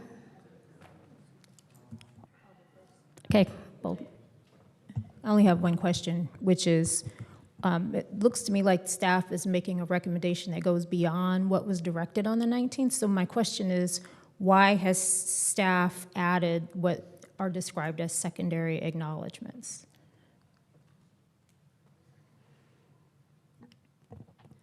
So ultimately, in developing the celebratory theme for the calendar, we wanted to be cohesive in the message that's happening across the city. So it was part of the process with regards to this item, and what we heard was that we wanted a more collaborative and cohesive approach across the city, across all departments. So the idea is that by establishing this calendar that identifies the overarching celebratory theme as well as the acknowledgements, all city departments can get on the same page to understand what we are celebrating for that month and what we are acknowledging within the month. And then there wouldn't be any sort of confusion as to what would be celebrated, how we'd be celebrating it, and what would be popping up on social media or other things of that nature. So by doing this, we were hoping to clear up a little bit of the misconceptions that happened out the gate, and provide something that's maybe a little bit more transparent so that everyone in the community can see all of these items. So I appreciate your response, and this is not a criticism of staff, but there's a hell of a lot of confusion, a lot. Because I heard, just like everybody else did who was listening on the 19th, that we were not going to be acknowledging, not as a city, Women's History Month and Black History Month specifically. And so if something has changed, if council members have changed their view, I would like to hear from those council members about what their view is and what's changed. And if staff can't do that, I appreciate all of the work that you've done, and I frankly don't know how you managed to cram all that into just a few days. But I think the public is entitled to understand what it is that we're doing here, because it sure as hell doesn't make any sense to me. Can I ask who said that? Who said that we weren't going to acknowledge those two? Specifically. I believe the quote was, what did you say, Mr. Kalamick? So we're not celebrating Black History Month? I have all the and quotes. Just not in Huntington Beach. Okay, go ahead. You have all the quotes. Thank you. Yeah, thank you. Go ahead, Councilmember Moser. Thank you. So these were some of the quotes from the last meeting. Councilmember Kalamick said, "So we're not going to celebrate Black History Month in February anymore." Councilmember McKeon replied, "None of this precludes that from happening the next year." Councilmember Kalamick said, "So next year, so February of next year, we're not going to celebrate Black History Month if this passes." Councilmember McKeon said, "It doesn't preclude it from happening the next year. You're overcomplicating it." Councilmember Kalamick said, "I am overcomplicating it because you can't simply overlook Black History Month, Women's History Months that are celebrated at the federal level." I later said, "I wanted to clarify if there was an ability to continue to celebrate National Heritage Months if you want to move forward," and there was no response. And then I said, "I don't know why it can't be a this and. My real concern is that we want to expand and organize," actually this was Councilmember McKeon, I think. No, mine. "My real concern is for what we want to expand and organize. You are taking away the focus on groups that have been marginalized throughout history and who have these federal months and holidays like Juneteenth. It really concerns me that we're looking to exclude those things." Councilmember Bolton then said, "Why can't we do a both and why does it have to be an either or? Why does it have to be either the proposed calendar or the existing commemorations? Why do we have to eliminate the celebration of Women's History Month in 2024?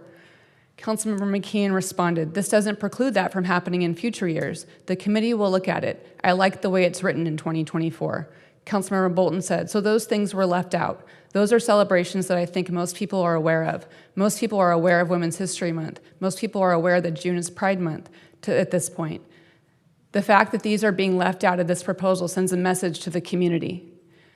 Then she said, I would offer a friendly amendment then, that we have this list that's been proposed in addition to the commemorative months that the city already has on the books. Councilmember McKeon said, I won't support that because I like the way it's written. Then Pat then later went on to say, Councilmember Burns, or excuse me, Mayor Pro Tem, and those months are celebrated every place else. Councilmember Bolton then said, in the place of the answer to the question to why we can't celebrate both of those things at the same time, I can't support the item. Mayor Pro Tem Burns later said, it is being celebrated, just not by, it is in Huntington Beach, just outside our library and every place else. So I think it's pretty clear, though it was said that there were misconceptions and that what people heard was maybe confusing, I think it was very, very clear in a very long deliberation that the council majority was not interested in making any changes and including these commemorative months. I appreciate that staff was put in a very difficult position because I think that the staff, I was looking at our code of ethics, it says on honesty, I am honest with all elected officials, staff, commission members, boards, the public, and others. It also says I am prepared to make decisions when necessary for the public's best interests, whether those decisions are popular or not. I take responsibility for my actions, even when it's uncomfortable to do so. I think the challenge here is that what happened that night, I was really disappointed by. I think that all of these months should be celebrated, and it's fine that we also celebrate our local history. But it was specifically said very clearly by this council and in the minutes that we were not celebrating those months. So I believe that staff then went and tried to protect the city. Number one, because we got very bad publicity as a result of this. And two, because it's just the wrong thing to do to exclude these months.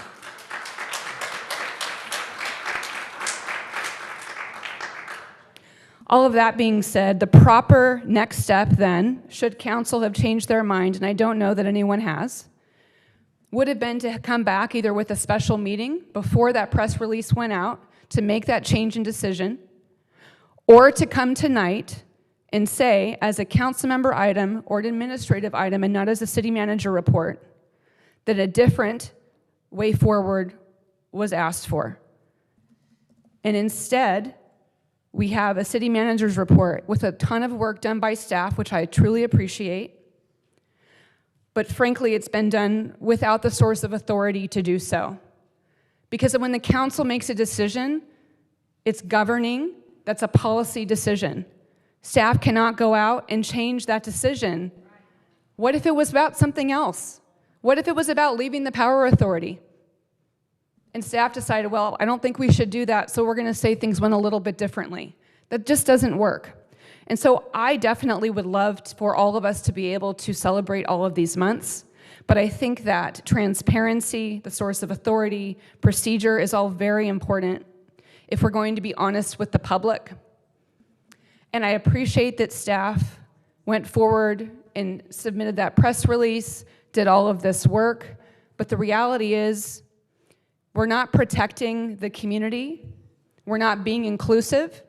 When we change the decisions that were made on this dais, and I haven't heard one council member yet change their mind. I would like to hear that, but I haven't. And one other thing, there's no staff report with this. There's no action items.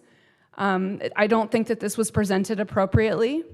In the past, we've never voted or taken action on a city manager's report, and that's procedural.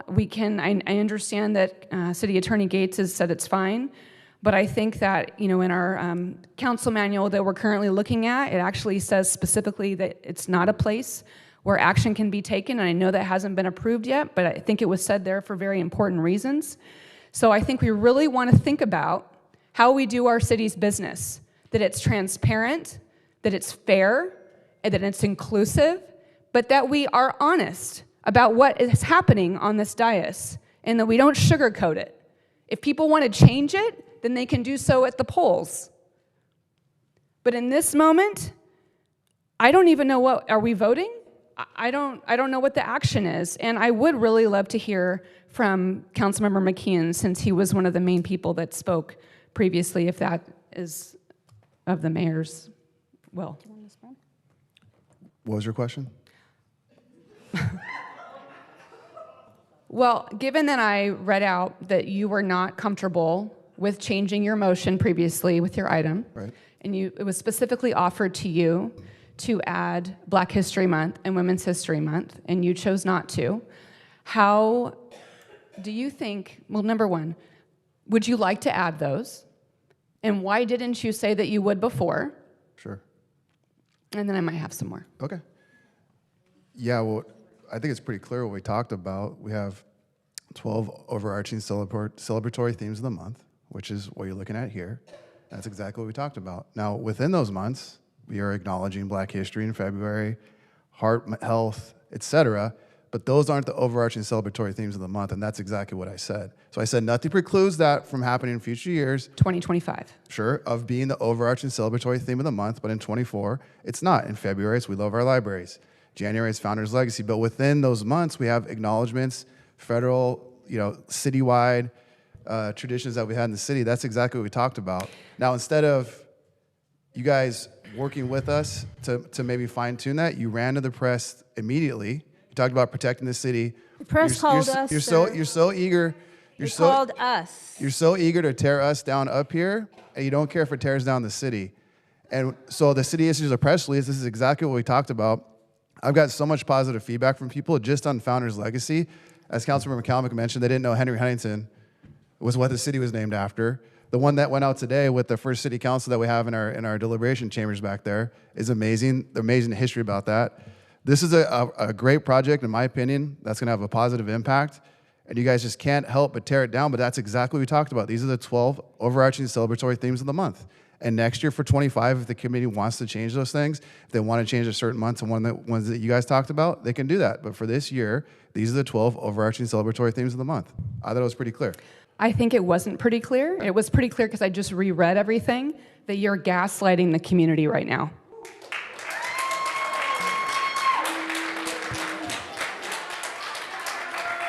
You can't keep on insulting other This is not council members. insulting You it. can't keep doing that. It's a and lie. then read off the code of ethics and stuff. You're so out of line on so many of the things you guys present. It is inappropriate. It is just disgusting. Mayor, through the chair, I recommend that we make our comments. This is not a DA asking questions of different members. Each member has their opportunity to answer their questions if they feel like they need to.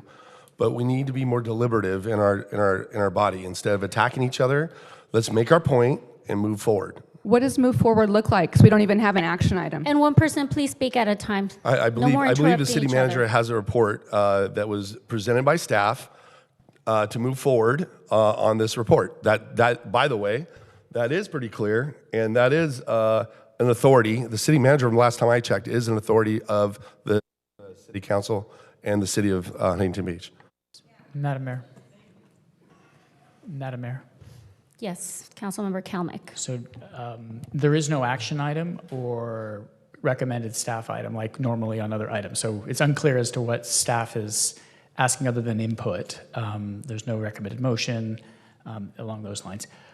We have to then figure out a communications protocol then, because I asked you multiple times, Councilmember McKeon, to clarify that we weren't going to be celebrating this. The easy solution, and again, the way that I understood this, would have been for you to say exactly what you just said, which was the overarching themes are there, but of course we're still going to celebrate it at a smaller level, but we're still going to acknowledge it. Give everyone ample opportunity to say that. That's the confusion. If you felt that was clear, I wanted to make it clear that I didn't understand that. Okay. I generally am good at understanding things. And that was just very unclear. And the fact that we asked, and I think multiple people asked multiple different ways, to try to get this to be clarified that, of course, we were still going to celebrate these things. We're still missing quite a few things, and it seems like a lot of work and guidance to staff has been done outside of this chamber, which again is somewhat disconcerting, but also I think leaves staff open to interpret. It leaves staff open to potential questions, and it leaves the city open to questions of what's going on at the city. Because again, I sent an email to staff asking, why is Columbus Day being celebrated? Why is Rock and Fig Day being celebrated? Why is California Surfing Day being celebrated? And I received a response thank you for your information, and I will run that by the council liaisons, who I did not know existed or had any delegated authority based on the agenda item presented in December 19th. So that's where my confusion goes through. But again, like, to see that press release go out, no one ran to the press. I received phone calls from press asking, because we asked specifically, and it seemed the press were also confused. I mean, the KTLA report that I saw was very confused. No one was clear as to what exactly was happening, because they watched the meeting and then they saw the press release, and people used critical thinking to put something together, and it was incongruous. So we need to be better at answering people's questions when folks are asking clarifying questions, because other people are watching this and they also have similar questions that we have. So when we walked away from that meeting, many of us felt that we weren't going to be celebrating Black History Month anymore. And to see it show up again, that was the confusing part. And for you to say, well, of course we are, two things can't be true at the same time. And so if it's something where you'd like to say that, yes, we are going to be acknowledging that, which it seems like the staff report is, but again, there's 3 or 4 other examples of things that are in this that are either missing, or things that were days that previous councils have supported that are also missing. And in addition to the fact that we started from national and we're going to ignore all other state holidays, I think also seems troubling. Okay, anybody else? Yes, one final comment. So fundamentally, I think that we should not be doing this. This is not the work of a, legislative governing body of a city. And so I'm not even sure, no matter what we decide to support, celebrate or not celebrate, I'm not even sure I'm going to be able to support this, because this is not, we should just, if somebody wants to create a calendar, that's great, delegate it to a committee or staff or what have you, but I don't know how much time we've spent talking about this, how much time we spent talking about it on the 19th. There's just other stuff that we need to be doing. Okay, so So on that point, I'll move the previous question, and let's move on to the agenda. What's the question? we're moving on to the next item. If Move on to the nobody next else has item. anything to say, then we move on to I the believe the next city item. manager and the staff have presented their report. There's liaisons to this. There's no confusion.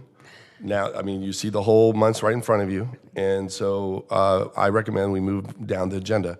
Okay, Councilmember had one more comment. Thank you. When this item came up, I specifically asked of the city manager that there would be an action item that we could vote on to either correct this or proceed in some way. I was told that it could be in this location on the city manager item, as city manager report, and that we would still be able to vote. Again, there are no specific actions for us to vote on. Yes or no, I don't know that we can proceed. And that is what I asked for. And there are no action items. Okay, are we done discussing so we can move forward? I believe that's a city attorney issue, correct? Yeah, well, I mean, at this point, look, a lot of this is political debate and discussion. And I know a lot of people want to say, well, the law, the rules. Here's the rule on this. The city, it's listed as a city manager's report because that's what the H item was in December. It was a callback that the city manager bring back a report. And it was to be done within 60 days, which it's being done. Once it was placed on the city manager's, as a city manager's report, I did receive questions about, well, what if council members want to provide feedback and maybe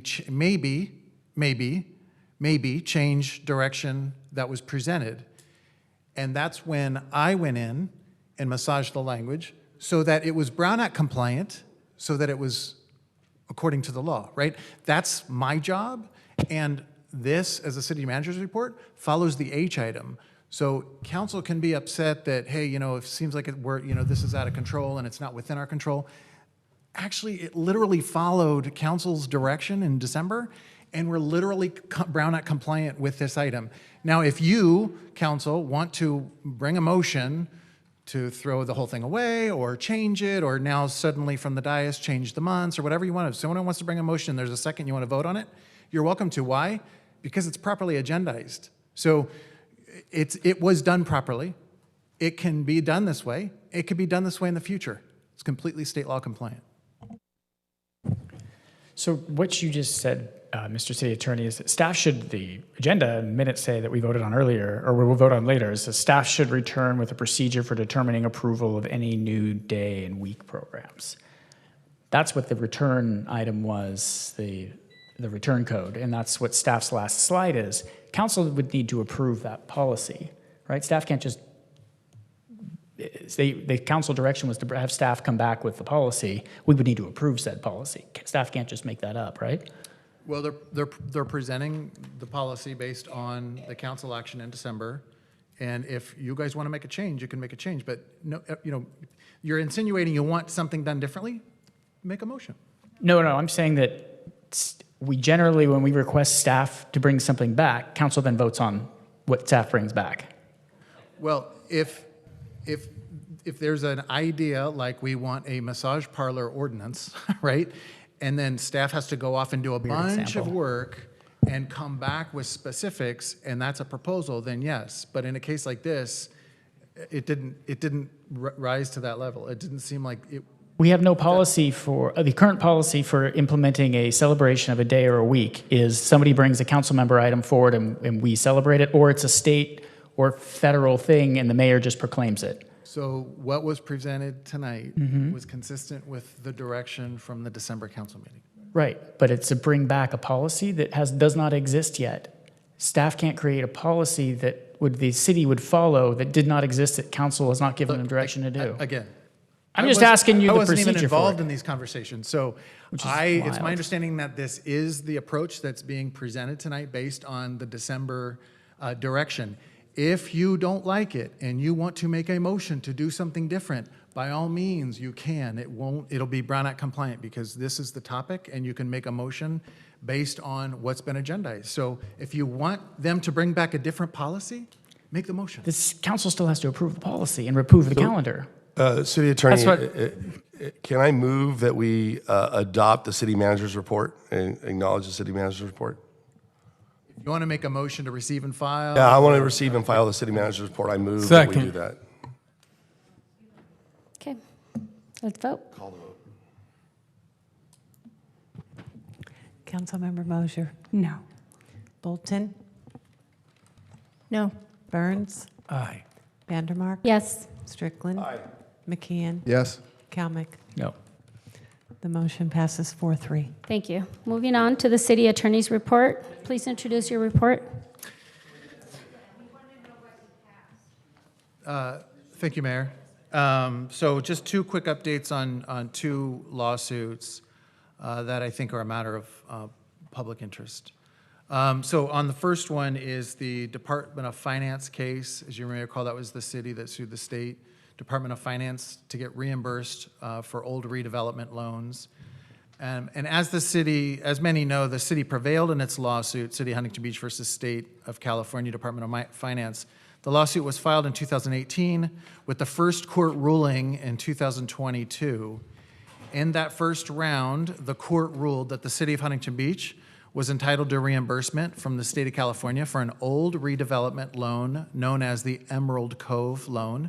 It was anticipated to be a $5.2 million reimbursement, but after interest, the state paid the city, or is in the process of paying the city, $6.8 million on that loan. In 2023, the court ruled a second time in the same lawsuit that the City of Huntington Beach was entitled to reimbursement from the state of California for a loan known as the waterfront loan.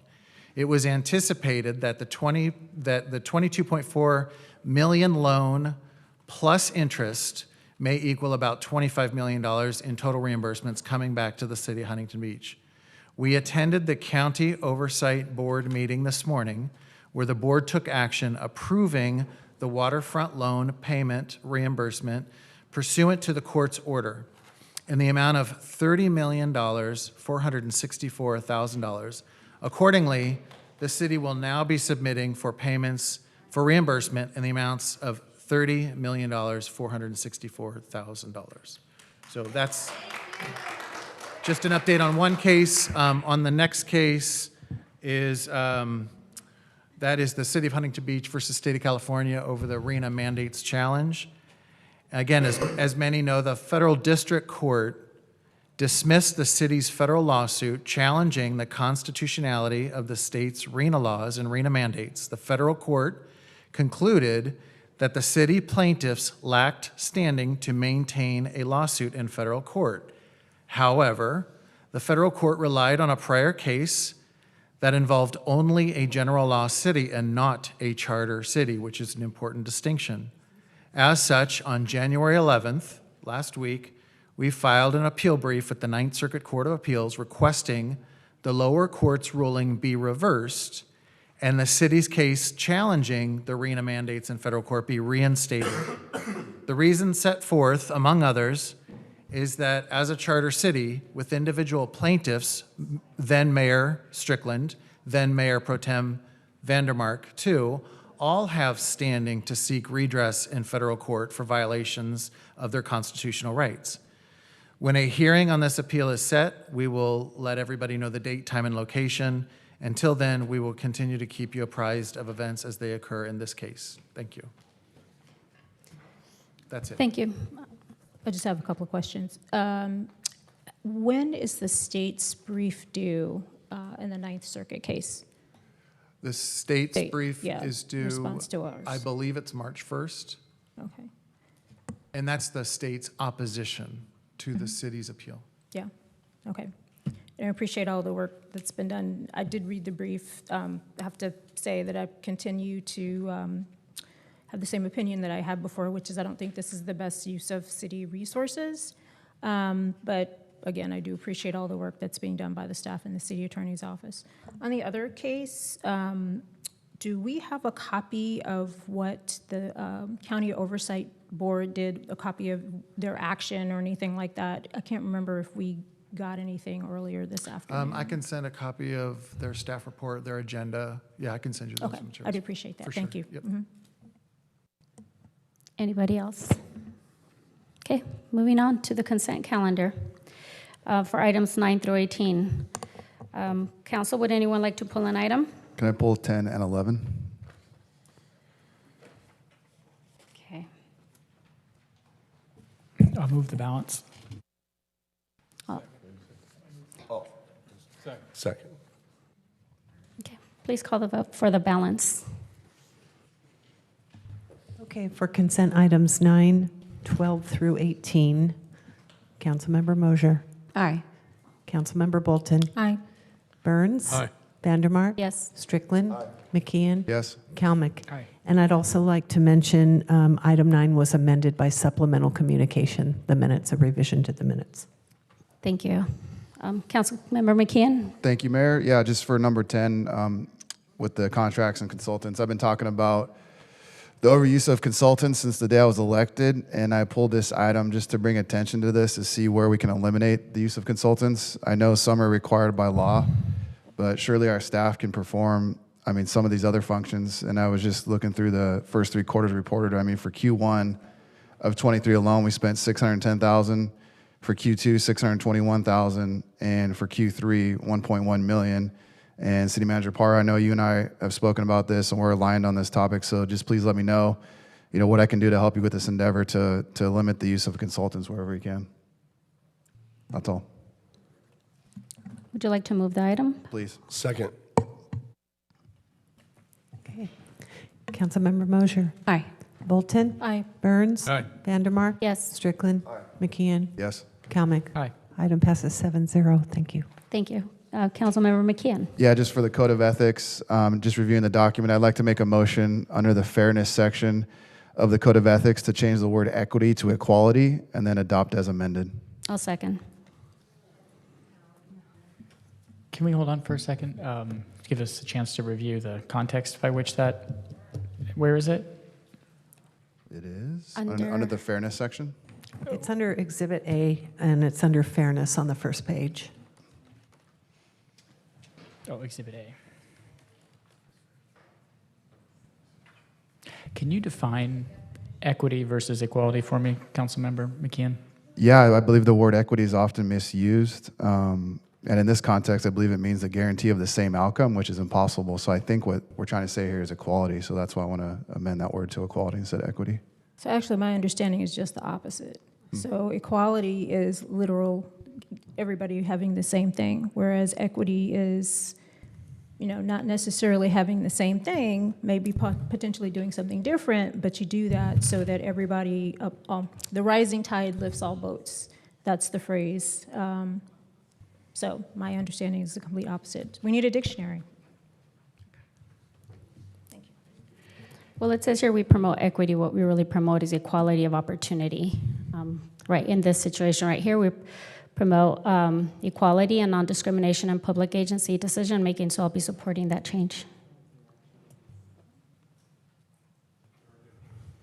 I'd like to make a substitute motion for the original Code of Ethics to be moved. I'll second that.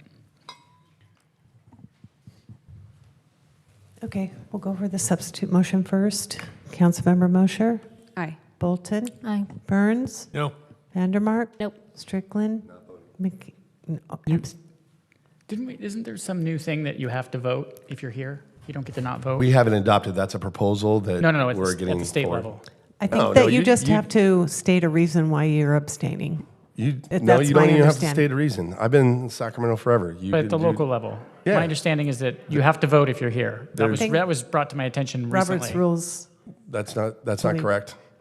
Look up the Roberts rules, that's not correct. Not voting. Then I'll ask the Parliament. Attorney? Can I have a point of order as we go through here? Can you opine on that? He can abstain or pass, and And not vote even though he's here with no reason? not vote. Yep. And I will say, Believe I've seen you do that many I've seen every times. council No, member do it's been brought to my attention recently that it's improper technique for holding a public meeting. And if Mr. Gates, if you could send me the section in the Brown Act, or not the Brown Act, in the Roberts Rules, which we currently operate under, that explains that you have to vote, or that you don't have to vote. You can just abstain from anything. Okay. Okay, Councilmember McKeon. McKeon? No. Kalmick? Aye. All right, so we have a 3-3-1. That means it fails, correct? City Attorney? Yes. Motion fails. The let's vote on the... substitute failed. Back to the original motion. Yep. And let me just clarify, we'll just do a minute action for the exhibit, and I'll note it on the resolution. It'll be part of the record. So anyways, we'll go ahead and vote on the original motion. Councilmember Mosher? No. Bolton? No. Yes. Burns? Vandermark? Yes. Strickland? Yes. McKeon? Yes. Kalmick? No. All right, the motion passes 4-3. Okay.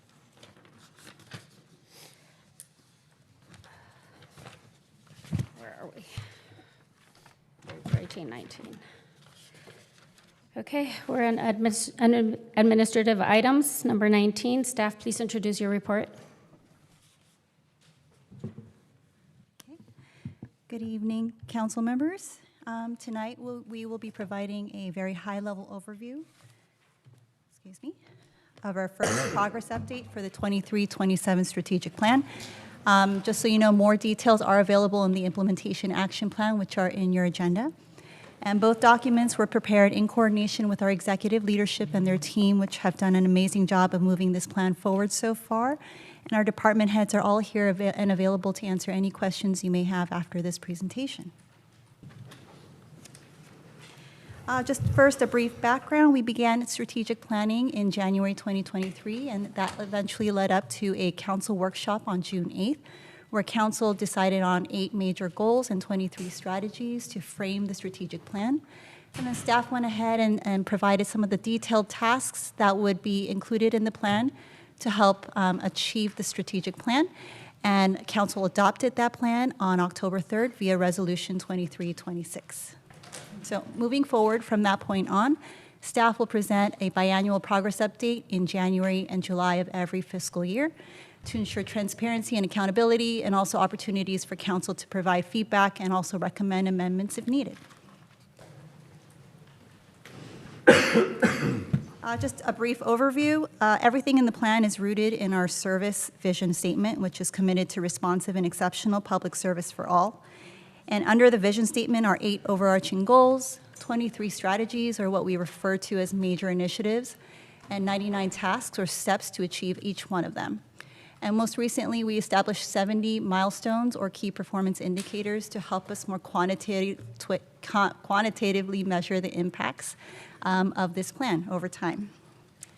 And using all of these metrics, staff has determined the plan is on track in achieving its goals in a timely manner. We have about 32% of the plan complete right now, and 47% are in progress. 19% are upcoming, and 2%, or 2 tasks out of 99, are just temporarily on hold until we receive more direction. The next few slides are individual progress updates on each of the 8 goals. And I'll go over each section on this slide just to provide an overview of all of the information and the data that staff is tracking. But for goals 2 through 8, I'll really focus on the accomplishments because those are the major changes that we've seen since the plan was adopted in October.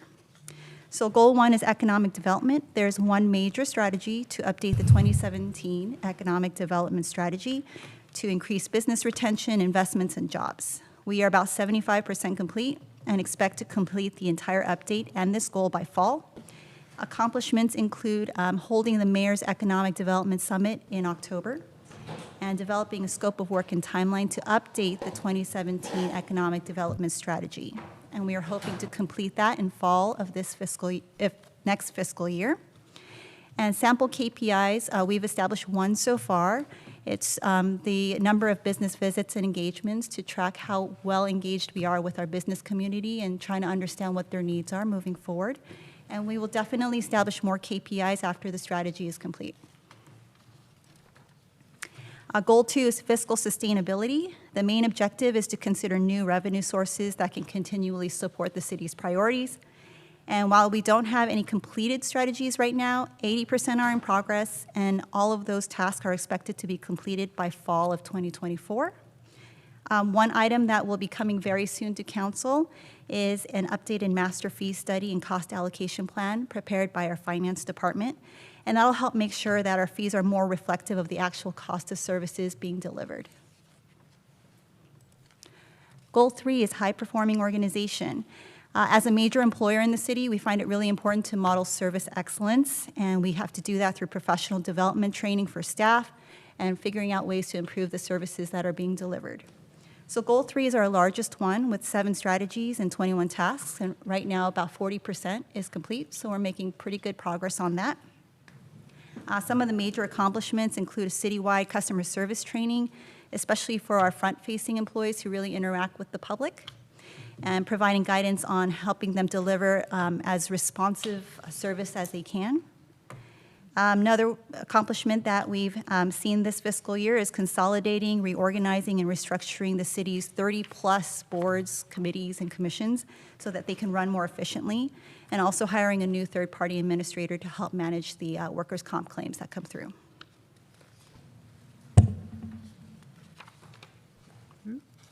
Okay. The community has always placed an emphasis on addressing homelessness in the community, and I think we've made some good strides here. 50% of the goal is completed with more work that's underway. In addition to improving our current continuum of care for our homeless clients, we've established an HP Cares volunteer program comprised of 20 trained individuals who are working in the navigation center. They're also helping the homeless task force with administrative support. So that's a lot of additional support and assistance we're getting from the community at a minimal cost to the city. Staff has also established a network of community-based organizations to partner with the city and also provide additional resources. So we are working pretty hard at making sure that our homeless situation is addressed as effectively and efficiently as possible. Goal 5 is address housing needs within the city's local control. We're about 75% complete, and we plan to complete everything by this fiscal year. We have established efforts that will be ongoing year after year, and they include monitoring state and federal legislation that affects city, especially when it comes to housing, ongoing participation in regional agency efforts, including those led by SCAG, and providing comments on any housing policies that might be implemented statewide or regionally, and assisting council on any items that may come through regarding local control and housing. Goal 6 is infrastructure. Our goal is to maintain and upgrade infrastructure so that we can really support the city's day-to-day operations and needs. This goal has actually the largest number of multi-year projects that are going to span quite a few years out of the 4 years, and so most of these items remain in progress. But by next quarter, we will complete the water master plan, the sewer master plan, mobility master plan, fleet capital master plan, and the infrastructure report card. And that will really help us more methodically plan out for the construction of these major projects and infrastructure that will help our city run more efficiently. Goal 7, public engagement. We know that that's a really big priority for our city council and our community.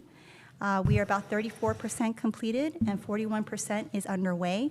And some of our major accomplishments include projects that have really expanded our reach and gotten more information into the hands of our community. And accomplishments include a citywide branding guide to make more of our materials and content look more uniform, expanded outreach through town halls, mayor spotlight, digital content, a citywide event calendar, hiring a multimedia coordinator to provide more HBTV content, and also coming soon, and we're very excited about this, is a new redesigned and restructured city website to provide a more user-friendly experience and more information that's easily accessible by anyone going to our website. And our last goal, last but not least, is public safety. This goal is to ensure the protection of all community members. This is a goal with major multi-year initiatives. So far, 11% is completed, but 65% is underway. Some of our accomplishments include developing a new program for interns who can be trained in the HB way and become viable candidates to transition into higher level positions in the fire department, and also realigning inspection assignments to complete life safety and fire permit inspections in a timely manner. And in all, this is all to help develop a huge citywide comprehensive risk reduction program. This goal also includes the ongoing construction of the Real-Time Crime Center, which will allow the PD to implement a wide range of cutting-edge technologies to make policing more efficient and effective. And so those are all the goals and the progress that we've reported to date. And we just wanted to also list some of the FY 24-25 projects that are coming up for your awareness. As you see listed on here, we have the one-stop shop, the world-class beach restrooms, the pre-construction work that is, any election costs related to Measure C ballot measures. For example, world-class beach restrooms may need to go to the voters. And I know there was initial discussion amongst council about potentially amending Measure C guidelines to be more facilitative. And so those two items may go onto the ballot in November, if the council so wills it. Public Works is also working on a facilities condition assessment. IS is working on a fiber master plan. We have a centralized online communications hub that's in development, that's also known as 311, and the Real-Time Crime Center, as I mentioned earlier. And we don't have exact costs for these items, and they're all in development right now. But our goal is to get this, get more details to you through the FY 24-25 budgeting process or individually through budget requests. And so the recommendation is to receive and file the 23-27 Strategic Plan Progress Update number 1. And if you have any further questions, please feel free to ask us. Does anyone have any questions? Councilmember Moser. Thank you very much for all of your work. I appreciate it, especially, I know we didn't go over it now because it's pretty detailed, but the spreadsheet that had the goal, the success indicator, strategies, key tasks and deliverables, status, completion percentage, timeline, current status, KPIs, key performance indicators, and who's responsible, as well as costs. I was one of the ones that asked for the key performance indicators, so I appreciate that, and I did take a lot of time in looking at those.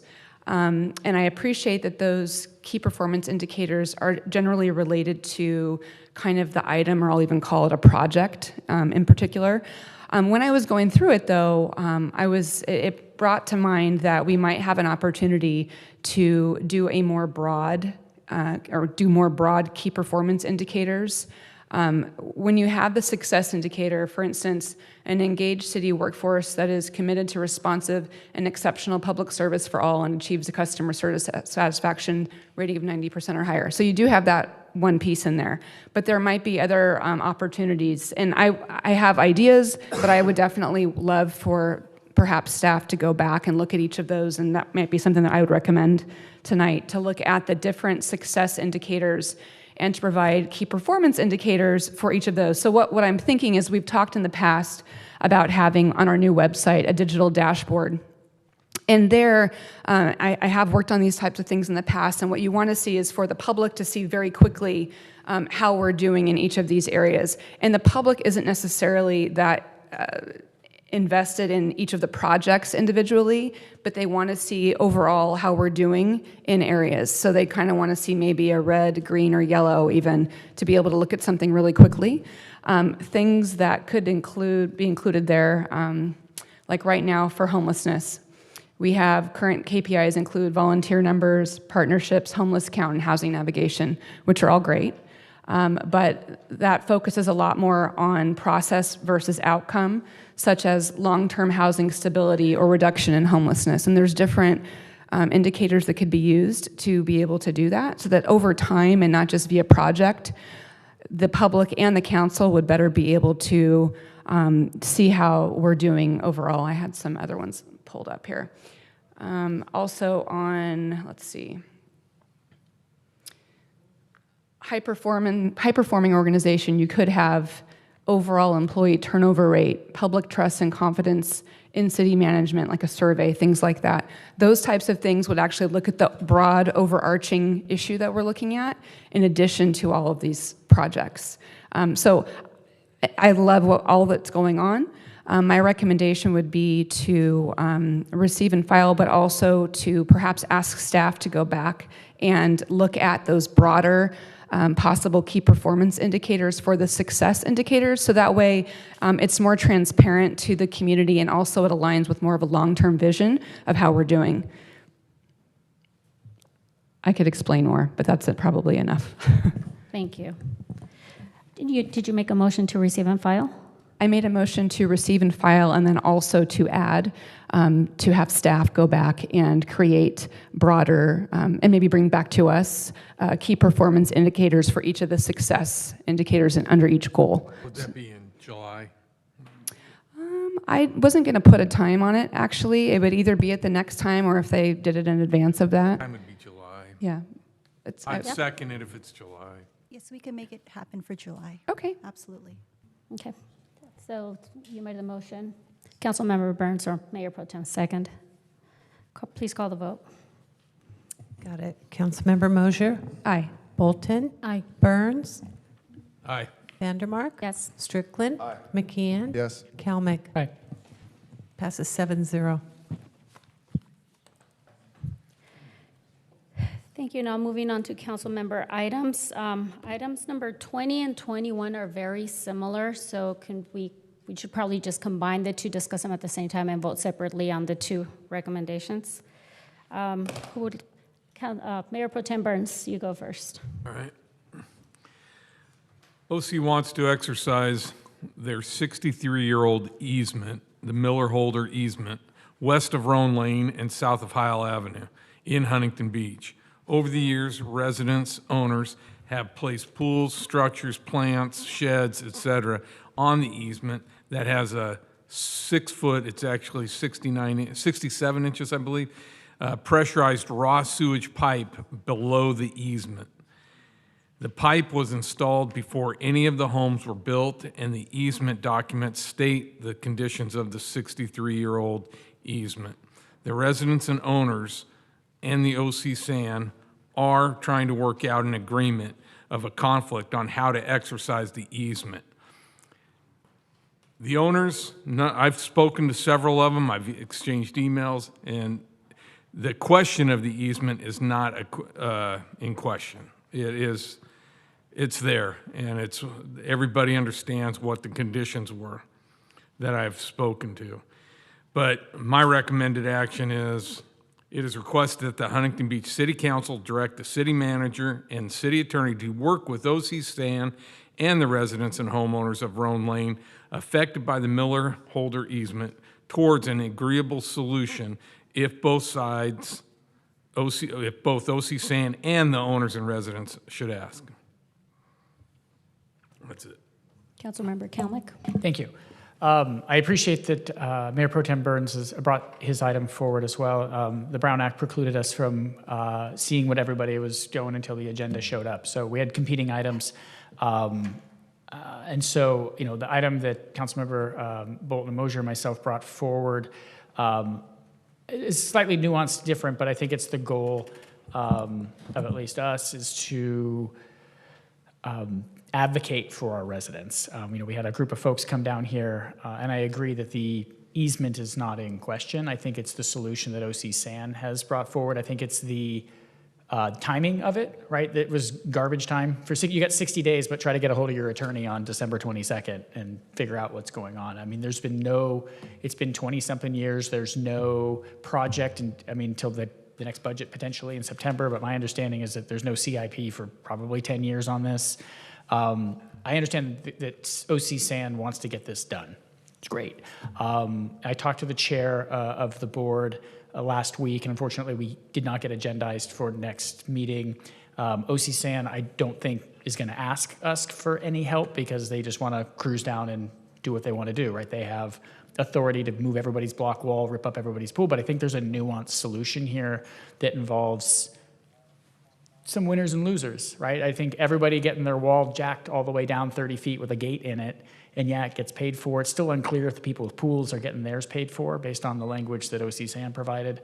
I'm glad that OC San has opted to come up with some money for this. Like that's like probably an arm twist to get a bunch of members from Anaheim and South County to, or middle of the county to agree to come up with ratepayer dollars to help with something that, Clean up. yeah, effectively move their wall, but does the wall need to be moved in all circumstances? Does the easement need to be executed at 30 feet? Could it be 28 and a half feet and that saves somebody's pool? Do the folks, there's about 6 or 8 folks that have major encroachment, and I can understand Murphy's Law on this, that the pipe breaks right under somebody who's got 8 feet of concrete above the pipe, and now we're months or weeks trying to get the concrete out, and we've got pressurized sewage in there. But I think there's a solution that's different than we're going to come in and you have now 14 days to determine if you're going to effectively lose feet of your property. They're going to move the wall back to the easement line. The fact that it's 60 days and then over Christmas, over New Year's, again, like you lost 3 weeks there. So, I was hoping that Sand District could give us some more time, and they'd have to call a special meeting, I think, at this point. I don't know what type of leeway staff has in this discussion. I'd hope that residents would reach out to OC San and ask for more time individually. Again, I'm disappointed in the way OC San handled this. A 60-day letter going out December 1st without letting, I wasn't made aware. I asked them specifically when I was briefed in September, and I was briefed a couple years ago, to, hey, let us know so that we can be advocates and talk to our residents and let them know. But again, the 60-day timeline doesn't make any sense. They need some more time to figure out what's best for them. But again, I think there is a nuanced solution that doesn't necessarily have to affect some of the folks that have no encroachment. Why do they need to move their wall back if their wall allows the truck to get there? Does it need to move back all the way to the easement line? Can it move back 10 feet? Because I think if we move these walls back, you've now created a green space that is now a place for folks being housed to potentially, Just so people understand in the audience or whoever's listening, it was a 30-foot easement, and really the encroachment was about 20 feet. And just so it's a little more understandable, and during the time people have built. Yeah, and some of these folks bought their homes with stuff already there. Some folks, it's unclear as to when some of these things got built. And so it's an odd situation. I understand why Sand District wants to clean up. They've got 2 issues. They got to be able to get their trucks down the back to clean out this pipeline, and they've got to be able to Every 6 to 8 weeks. Yeah, every 6 to 8 weeks. It's got an inverse siphon, I believe, is what the term is used. They got to drag a tire through it to clean it out as it goes under the Wintersburg Channel. It's a weird design. And when I was briefed on this, I said, "Well, can you move if the pipeline's ending? It's near its end of life, 10 years. Can you move it?" right? And then you put it in a street so that you've got public access to it. And north of Heil, there seems to have no access issue. But in this case, as I said, like, does the sand, the easement was put in the 50s. Do they need that extra foot? Can it be nuanced that, okay, this person's pool is right up against it. Can they move the wall and keep their pool? The property tax issue I also think is really interesting, but that's for someone else to discuss. But effectively what I think we're asking for is a little bit more time for residents to figure this out and ask the Sand District for a little bit more time since there doesn't seem to be a pressing issue. And in the meantime, see if there is a nuanced solution that the city could potentially help with, right? There was some access issues, because again, you've got to solve two problems. One is getting the trucks down there to clean it out, and the other problem is getting access in an emergency. And some of those issues, obviously, all of them are solved by a simple solution of moving everybody's wall back. But then you're losing property, right? You're going to lose access to property, and now we potentially have an attractive nuisance where we've got an area that property holders can't see back there. And there are, obviously, in the police blotter, we see there's trash fires back there, and we have unhoused folks back there. And to give more footage back there, I don't think is a great solution. But again, the Sand District, it's their easement. They're going to want to make it easy for them and not have to negotiate each, what it's going to look like. And it may not look perfect straight line. And as an engineer, I would love to have a perfect straight line. But if we can save somebody's pool, or we can save, someone's access to their backyard while still giving the Sand District the ability to get their truck in there, I think that there's some metrics that it's all or nothing. Again, I don't think we ever explored getting down the flood control channel, coming that way for an access issue. It still doesn't address the open to the sky issue for maintenance, emergency fixes of the pipeline, but I know that Sand District had issues with, they were worried their trucks were too heavy and they were going to compact the slope, but that channel has been upgraded since I think the last time we looked at this. So I would just like our staff to get involved in this, to have fewer more conversations with Sand District staff, because Public Works is good, and we got secret stuff that they don't know about, and they got stuff that we don't know about, but to really advocate for our residents in this, and just to get a little bit more time, because I think folks are freaked out and didn't have a chance to talk to anybody. And the folks that I talk with were like, they're only going to talk to property owners, and they're only going to talk, and my parents are 87, and I don't want my parents sitting in a room with Sand District attorneys. It's in the trust, and they didn't have time to get power of attorney. They didn't know what to do, and having Sand District say, we're not going to meet with you in a town hall setting, I think was also kind of frustrating. I think as a resident, if I was told we're only going to talk to you one-on-one, and I have to there is, I think, a better way to handle this, and hopefully we can get some more time from this, and then you leverage our city staff to at least, I'm happy to spend a little bit of time and treasure to try to figure out if there's a better solution for something that's existed for a long time, and Sand District could have asserted this 30 years ago. And they've tried over the years several times. Yeah. And as recent as, I believe it was 2021. And then 2018. And 18, I think 08. And just certain reasons it's been kicked down the line, which I think has made the problem worse. And I don't think we should be involved until they exhaust they have direct communication with OC San. That's the thing.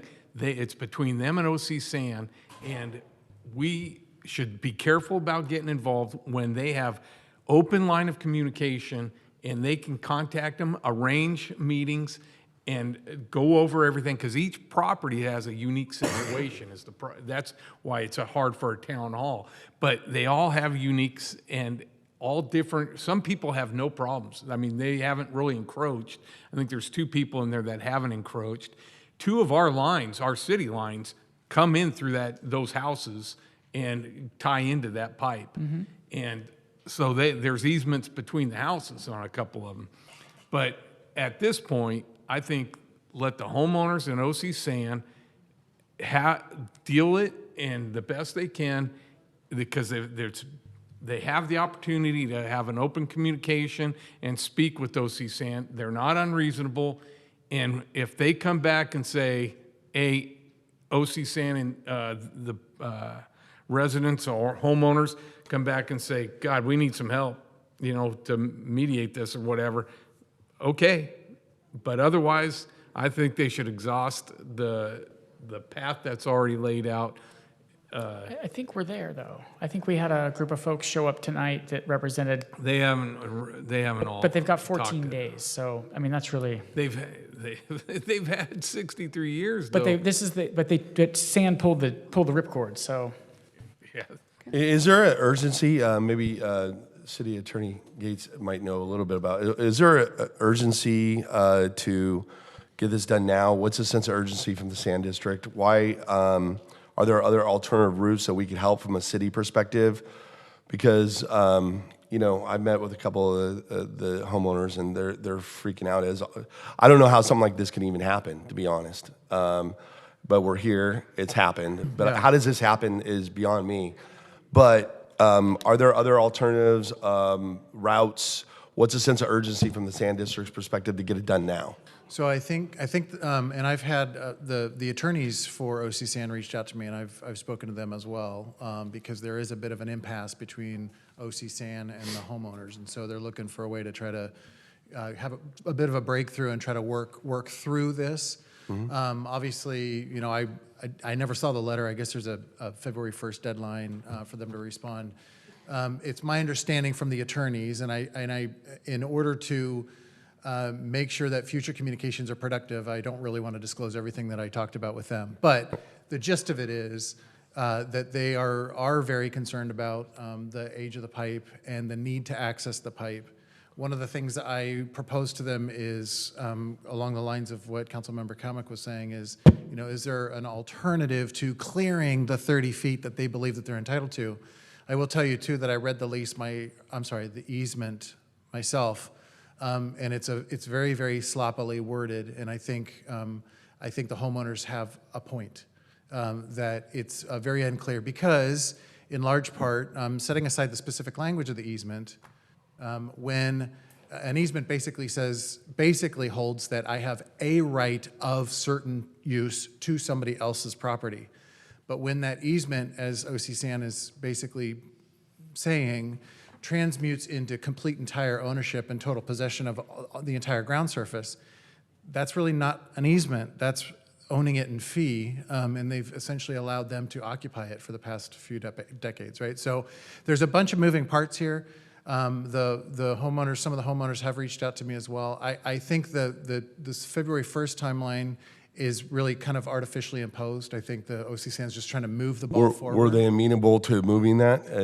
So that was never brought up. Okay. So this idea of trying to get them to move might be helpful. I do think that if the city council were to take a position tonight and send a message that they would like to help facilitate maybe a compromise or some resolution that everybody can work with, including, as Mr. Kalmick or Councilmember Kalmick indicated, moving that date out, I think that would be a help to sort of lubricating the process. And were these residents notified of this easement or by the realtors when they bought the home? Well, so, you know, I didn't speak to all the residents or all the homeowners, and everybody's got their own story, right?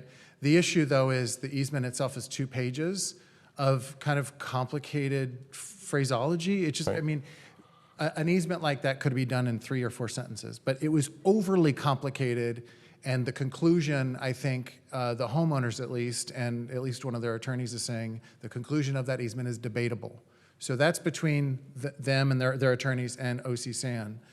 The fact of the matter is, I think if there's a battle in court over who's right and who's wrong, you know, I think everybody loses. I think at the end of the day, if there's a way to compromise, whether it's, you know, moving the pipe into, I think that's a railroad, you know, area, or there's, no? I don't think that's. Am I wrong about that? It's that way. I don't think there's it's at even a least starting point. some undeveloped land back there. But whatever, right? I'm not an engineer, but all I'm saying is there may be a way to strike a compromise. I don't want to get ahead of this process or get anybody's hopes up, but it does seem that it's a very strange situation that rests on a poorly worded easement. Right. I will say that much. And my overall fear too is that everybody, as City Attorney Gates said, everybody loses, right? The timeline expires, Sand District says our offer's off the table, they sue, go to court, and the judge says, no, the easement's right, you gotta move it. Now they're out, residents are out, attorney's fees, and they gotta, you know, move their wall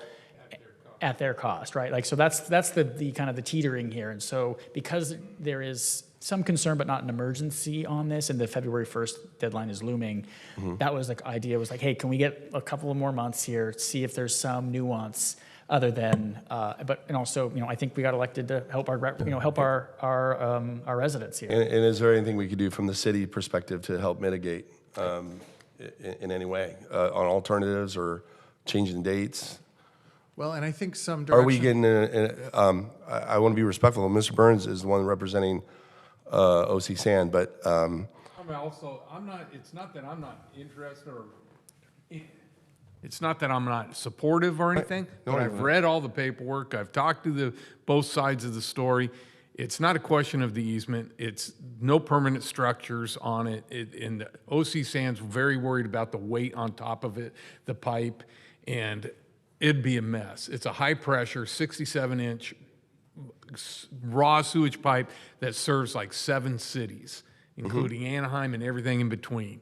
And it would be a hell of a mess if something happened and they didn't get to it right away. All I'm saying is, I don't suggest that we get involved in between OC San and the residents and the owners in a legal way, a legally binding way or anything, because it's between them. It's not it doesn't really involve us in that manner. It's going to be whatever council wants us to do. And I don't mind us making a request. You can make a request, but it would be a non-binding if either side said, "No, we're going to press forward," because they've both had years to prepare for this day, and kicking it down the road, I feel has only made it worse. Has the San District said the urgency right now is because of it's about to fall apart, or is there any? There's just too much weight on it. Yeah. Well, and I will add, for a little bit more context to Councilmember or Mayor Pro Tem Burns, I've spoken to the attorneys and probably half a dozen residents, and of the 14 people I've spoken to, everybody's got a different version about where that pipe even really is. So for everybody to not only be talking about a different interpretation of the law, i.e. a different read of the easement, and then nobody can agree on where the pipeline actually is underneath the ground. Like, they don't even know what they're disagreeing on. It seems to make sense that if we could help out with some of the resources from the city manager's office, I'm happy to continue the conversation with the attorneys, and then maybe a little bit of support from Public Works to the extent that they have old files or whatever. I mean, I'd like to see if there's alternatives. One, because February 1st has asked respectfully to move the date, and see if there's any alternatives and what we could do from a city's perspective to maybe mitigate something. There might be a solution there. I hope there is. I have a comment. So if it's appropriate then to make a motion to ask OC San to push the date back and offer, in the spirit of cooperation, for the city to help facilitate a conversation, then I would make that motion. I also want to add, so Friday I went and walked the area where the line is, along with the interim city manager and some staff and the mayor, and talked to a resident as well who was kind enough to let us into his backyard so that we could see where he had marked the pipeline based on what he had been told by OC San. For his part, he's like, yeah, we would really appreciate someone helping us facilitate a conversation, because for whatever reason, they feel like they're not able to have a conversation with OC San, and that's not, casting any aspersion on OC San. It just does sound like they might be at a point of impasse. I also want to add to what we noticed as we walked the area is that, there is activity behind where the cinder block walls and fences are, between that and where the railroad tracks are. And the homeowners have told us that there are fires that have been set. They've seen drug dealing going on, and there are unhoused people back there too. It's also a good idea for us to have some visibility into what's going on there, because whatever solution is developed, we want to know what that is. Because if a solution is developed and it ends up exacerbating that problem that the homeowners have identified, that concern that they have about fires and drug deals and things like that, why make a bad situation worse? So I personally would hope that we would try to make sure we have some visibility into what's going on no matter what, because if there are issues, crime and things like that, that's on the city. Thank you. I'd like to second the motion that Councilmember Bolton made. And also, you know, I too think that there's an opportunity here. I did get to go out this morning actually, and I think I went into the same backyard as the residents that you did, and they expressed the same concerns. If we could provide a little bit of time and space, and I know that we can't demand that, but if we can make a recommendation for it and show that we're willing to, you know, maybe not be binding as Mayor Pro Tem said, but just to be able to offer some resources and give people a little bit of space to make a decision, I think that makes a lot of sense. And also, as Councilmember Bolton said, you know, I don't know what the, as far as the kind of cleaning up that back area, there is some opportunity there, and I know that as part of this, I think they were going to lay down gravel and do some different things. But there's definitely some opportunity there where we could perhaps as a city try to either, I don't know if it's getting them to say what they're going to do maintenance-wise, or for us to get some type of exchange where we do the maintenance, but it's provided for by them, because there was a fair amount of graffiti on the walls. I know that the walls there, it's both the businesses' property as well as the residents' walls, but perhaps there's something that OC San might be able to do as they move forward, whether or not they move the walls or not. So again, I'd make a second for that motion, and hopefully we can find a little bit of space and time and help out with this situation. So could you clarify the motion? You're seconding Councilmember Bolton's motion, not Burns or Kalmic's, or? My understanding, if I might, is combining number 20 and 21 together. And what we do is understanding Mayor Pro Tem Burns, yes, it's Sand District. We can't force them to do that, but we're recommending and asking them to move the date so we can see from a city perspective, we can have any help with alternatives to hopefully solve a problem that hopefully can be mitigated. Is that about right? Yeah, that's an accurate I description. want to make sure that we are not going to engage our city attorney as legal counsel for the residents, though. That is. No, he represents the city. 100%. The residents. 100%. Yeah, no, we're not. We're not engaging Yeah. the city attorney to represent the And it's a residents at all. request to OC San to just give them more time. Give them more time. 60 more days. Does I asked earlier, in the motion that you voted on in OC San to allocate the money to do this, was there staff direction to get this done at this time, or is there some wiggle room? They've for got staff? a timeline. But I think September is when they would start the Okay, but does staff have wiggle room without having to have board action at the Sand District to potentially extend this? Could they have discretion? Do you remember? They have some discretion, I believe. Okay. But I'm not. So- The meeting's tomorrow. It's been moved by Right. Moser and But it's Bolton. just a request. If they can't, they Yeah, we're can not- tell us the. I think that would be very positive to move the 20 and 21 together on those motions. And as a comment on that, I know one of the residents had asked for 120 days. I don't know what's reasonable, but perhaps that can be mentioned since that was the direct ask of the residents.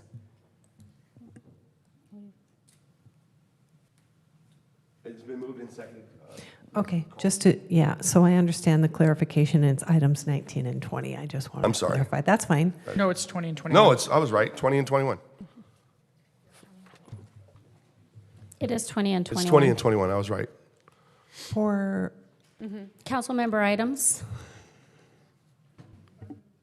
yeah, so I have an error on my script. Okay. Sorry about At least that. that on at least my agenda. I don't know about everybody else's. Right, okay. So, and it's to request that the city attorney request that the OC San move the February 1st deadline back 60 days. That we ask respectfully, yes. Yes. And I would like to at least add, if you don't mind, that maybe our city manager can be involved with the city attorney, because the public works, we're all going to have to see if we can work together to do a mitigation. So Right. I would So it's ask combining that the two motions. that direction, correct. All right, okay. The staff and the city attorney. Staff and the city attorney, all right. And actually, we mentioned 120 days if possible. If possible, and a city attorney agreed to that. All right, we'll go ahead and vote. Councilmember Mosher? Aye. Bolton? Aye. Burns?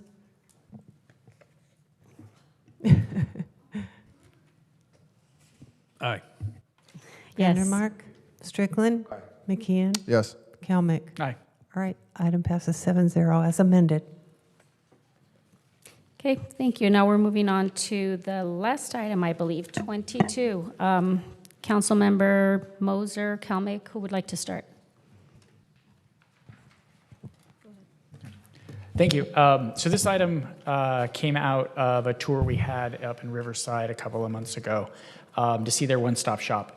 And I went back to talk to staff a little bit, and having done my time on the Planning Commission, kind of understanding the entitlement process, planning process, and one of the hangups is getting plan check through. And I think the mayor and I went and toured TS Conductor, which makes cool wire, and we're actually making stuff in Huntington Beach.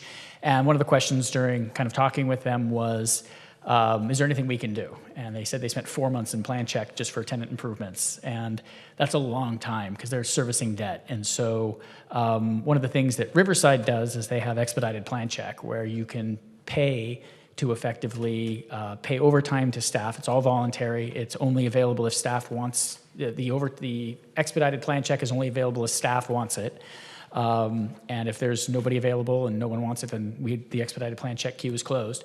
But it allows for plan check to go quicker. It's a pro-business piece, but one of the hangups is that some of those plan checkers are in management, and we would need to negotiate with municipal managers.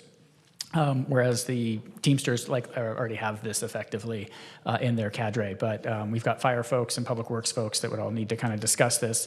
But this is likely to be part of the one-stop shop that I think we all agree is a great pro-business piece. But we wanted to get a leg up on this now because the negotiation with the bargaining units to kind of solve this all out may take some time going forward, and likely we have contracts expiring at the end of the year. So this seemed like a really straightforward pro-business option that would be great for our businesses doing tenant improvements and trying to open businesses here in Huntington Beach. So I'll move the item. I don't know if anybody I'll else. second. Let's have a comment. So to me, this is already, not to me, but this is already in process as we directed staff to do this as part of the one-stop shop. And we're already analyzing the expedited plan check option with our fee study. So to me, this is duplicative of what's already in process. And you guys have talked many times about not burning staff time and resources. And this is exactly what this is, because again, it's already in process. So when the fee study comes back, we can then talk about pay with the bargaining units. But again, this is duplicative. It's already in process. We all voted as a council to direct staff to do this as part of the one-stop shop. So I don't think this is necessary. Well, and it was because of that tour that we took of that facility that actually our city manager went with us as well, where he said, well, that's a great idea. So I believe we're already in the works to put the concierge service expedited process. Haven't we already started that? Yeah, so Jen, can you give an update on that? We requested, hi Mayor, we requested that expedited plan review be included in the fee study and update that's currently being studied right now, so yeah. So yes, it was already being studied, but this is the policy direction to put this into place as fast as possible because we agree this is going to be part of the one-stop shop. Now there's a whole tier of other one-stop shop pieces based on the strategic plan we saw earlier. So it's effectively moving this to the top of the queue because it's something we can implement now. We're going to go into contract negotiations in November, December, or actually even earlier than that. And the fee study will land, and staff will be directed to get this going because this is simple. This doesn't require development of or moving anybody around, any building in the city, because part of the one-stop shop is literally moving folks up and down around the floors, putting everybody on the same floor. So this is effectively saying, hey, this is a really easy policy that we can get launched more quickly. It's our policy we already agree on, and I don't believe it's duplicative because the bargaining unit piece is not something that we've talked about.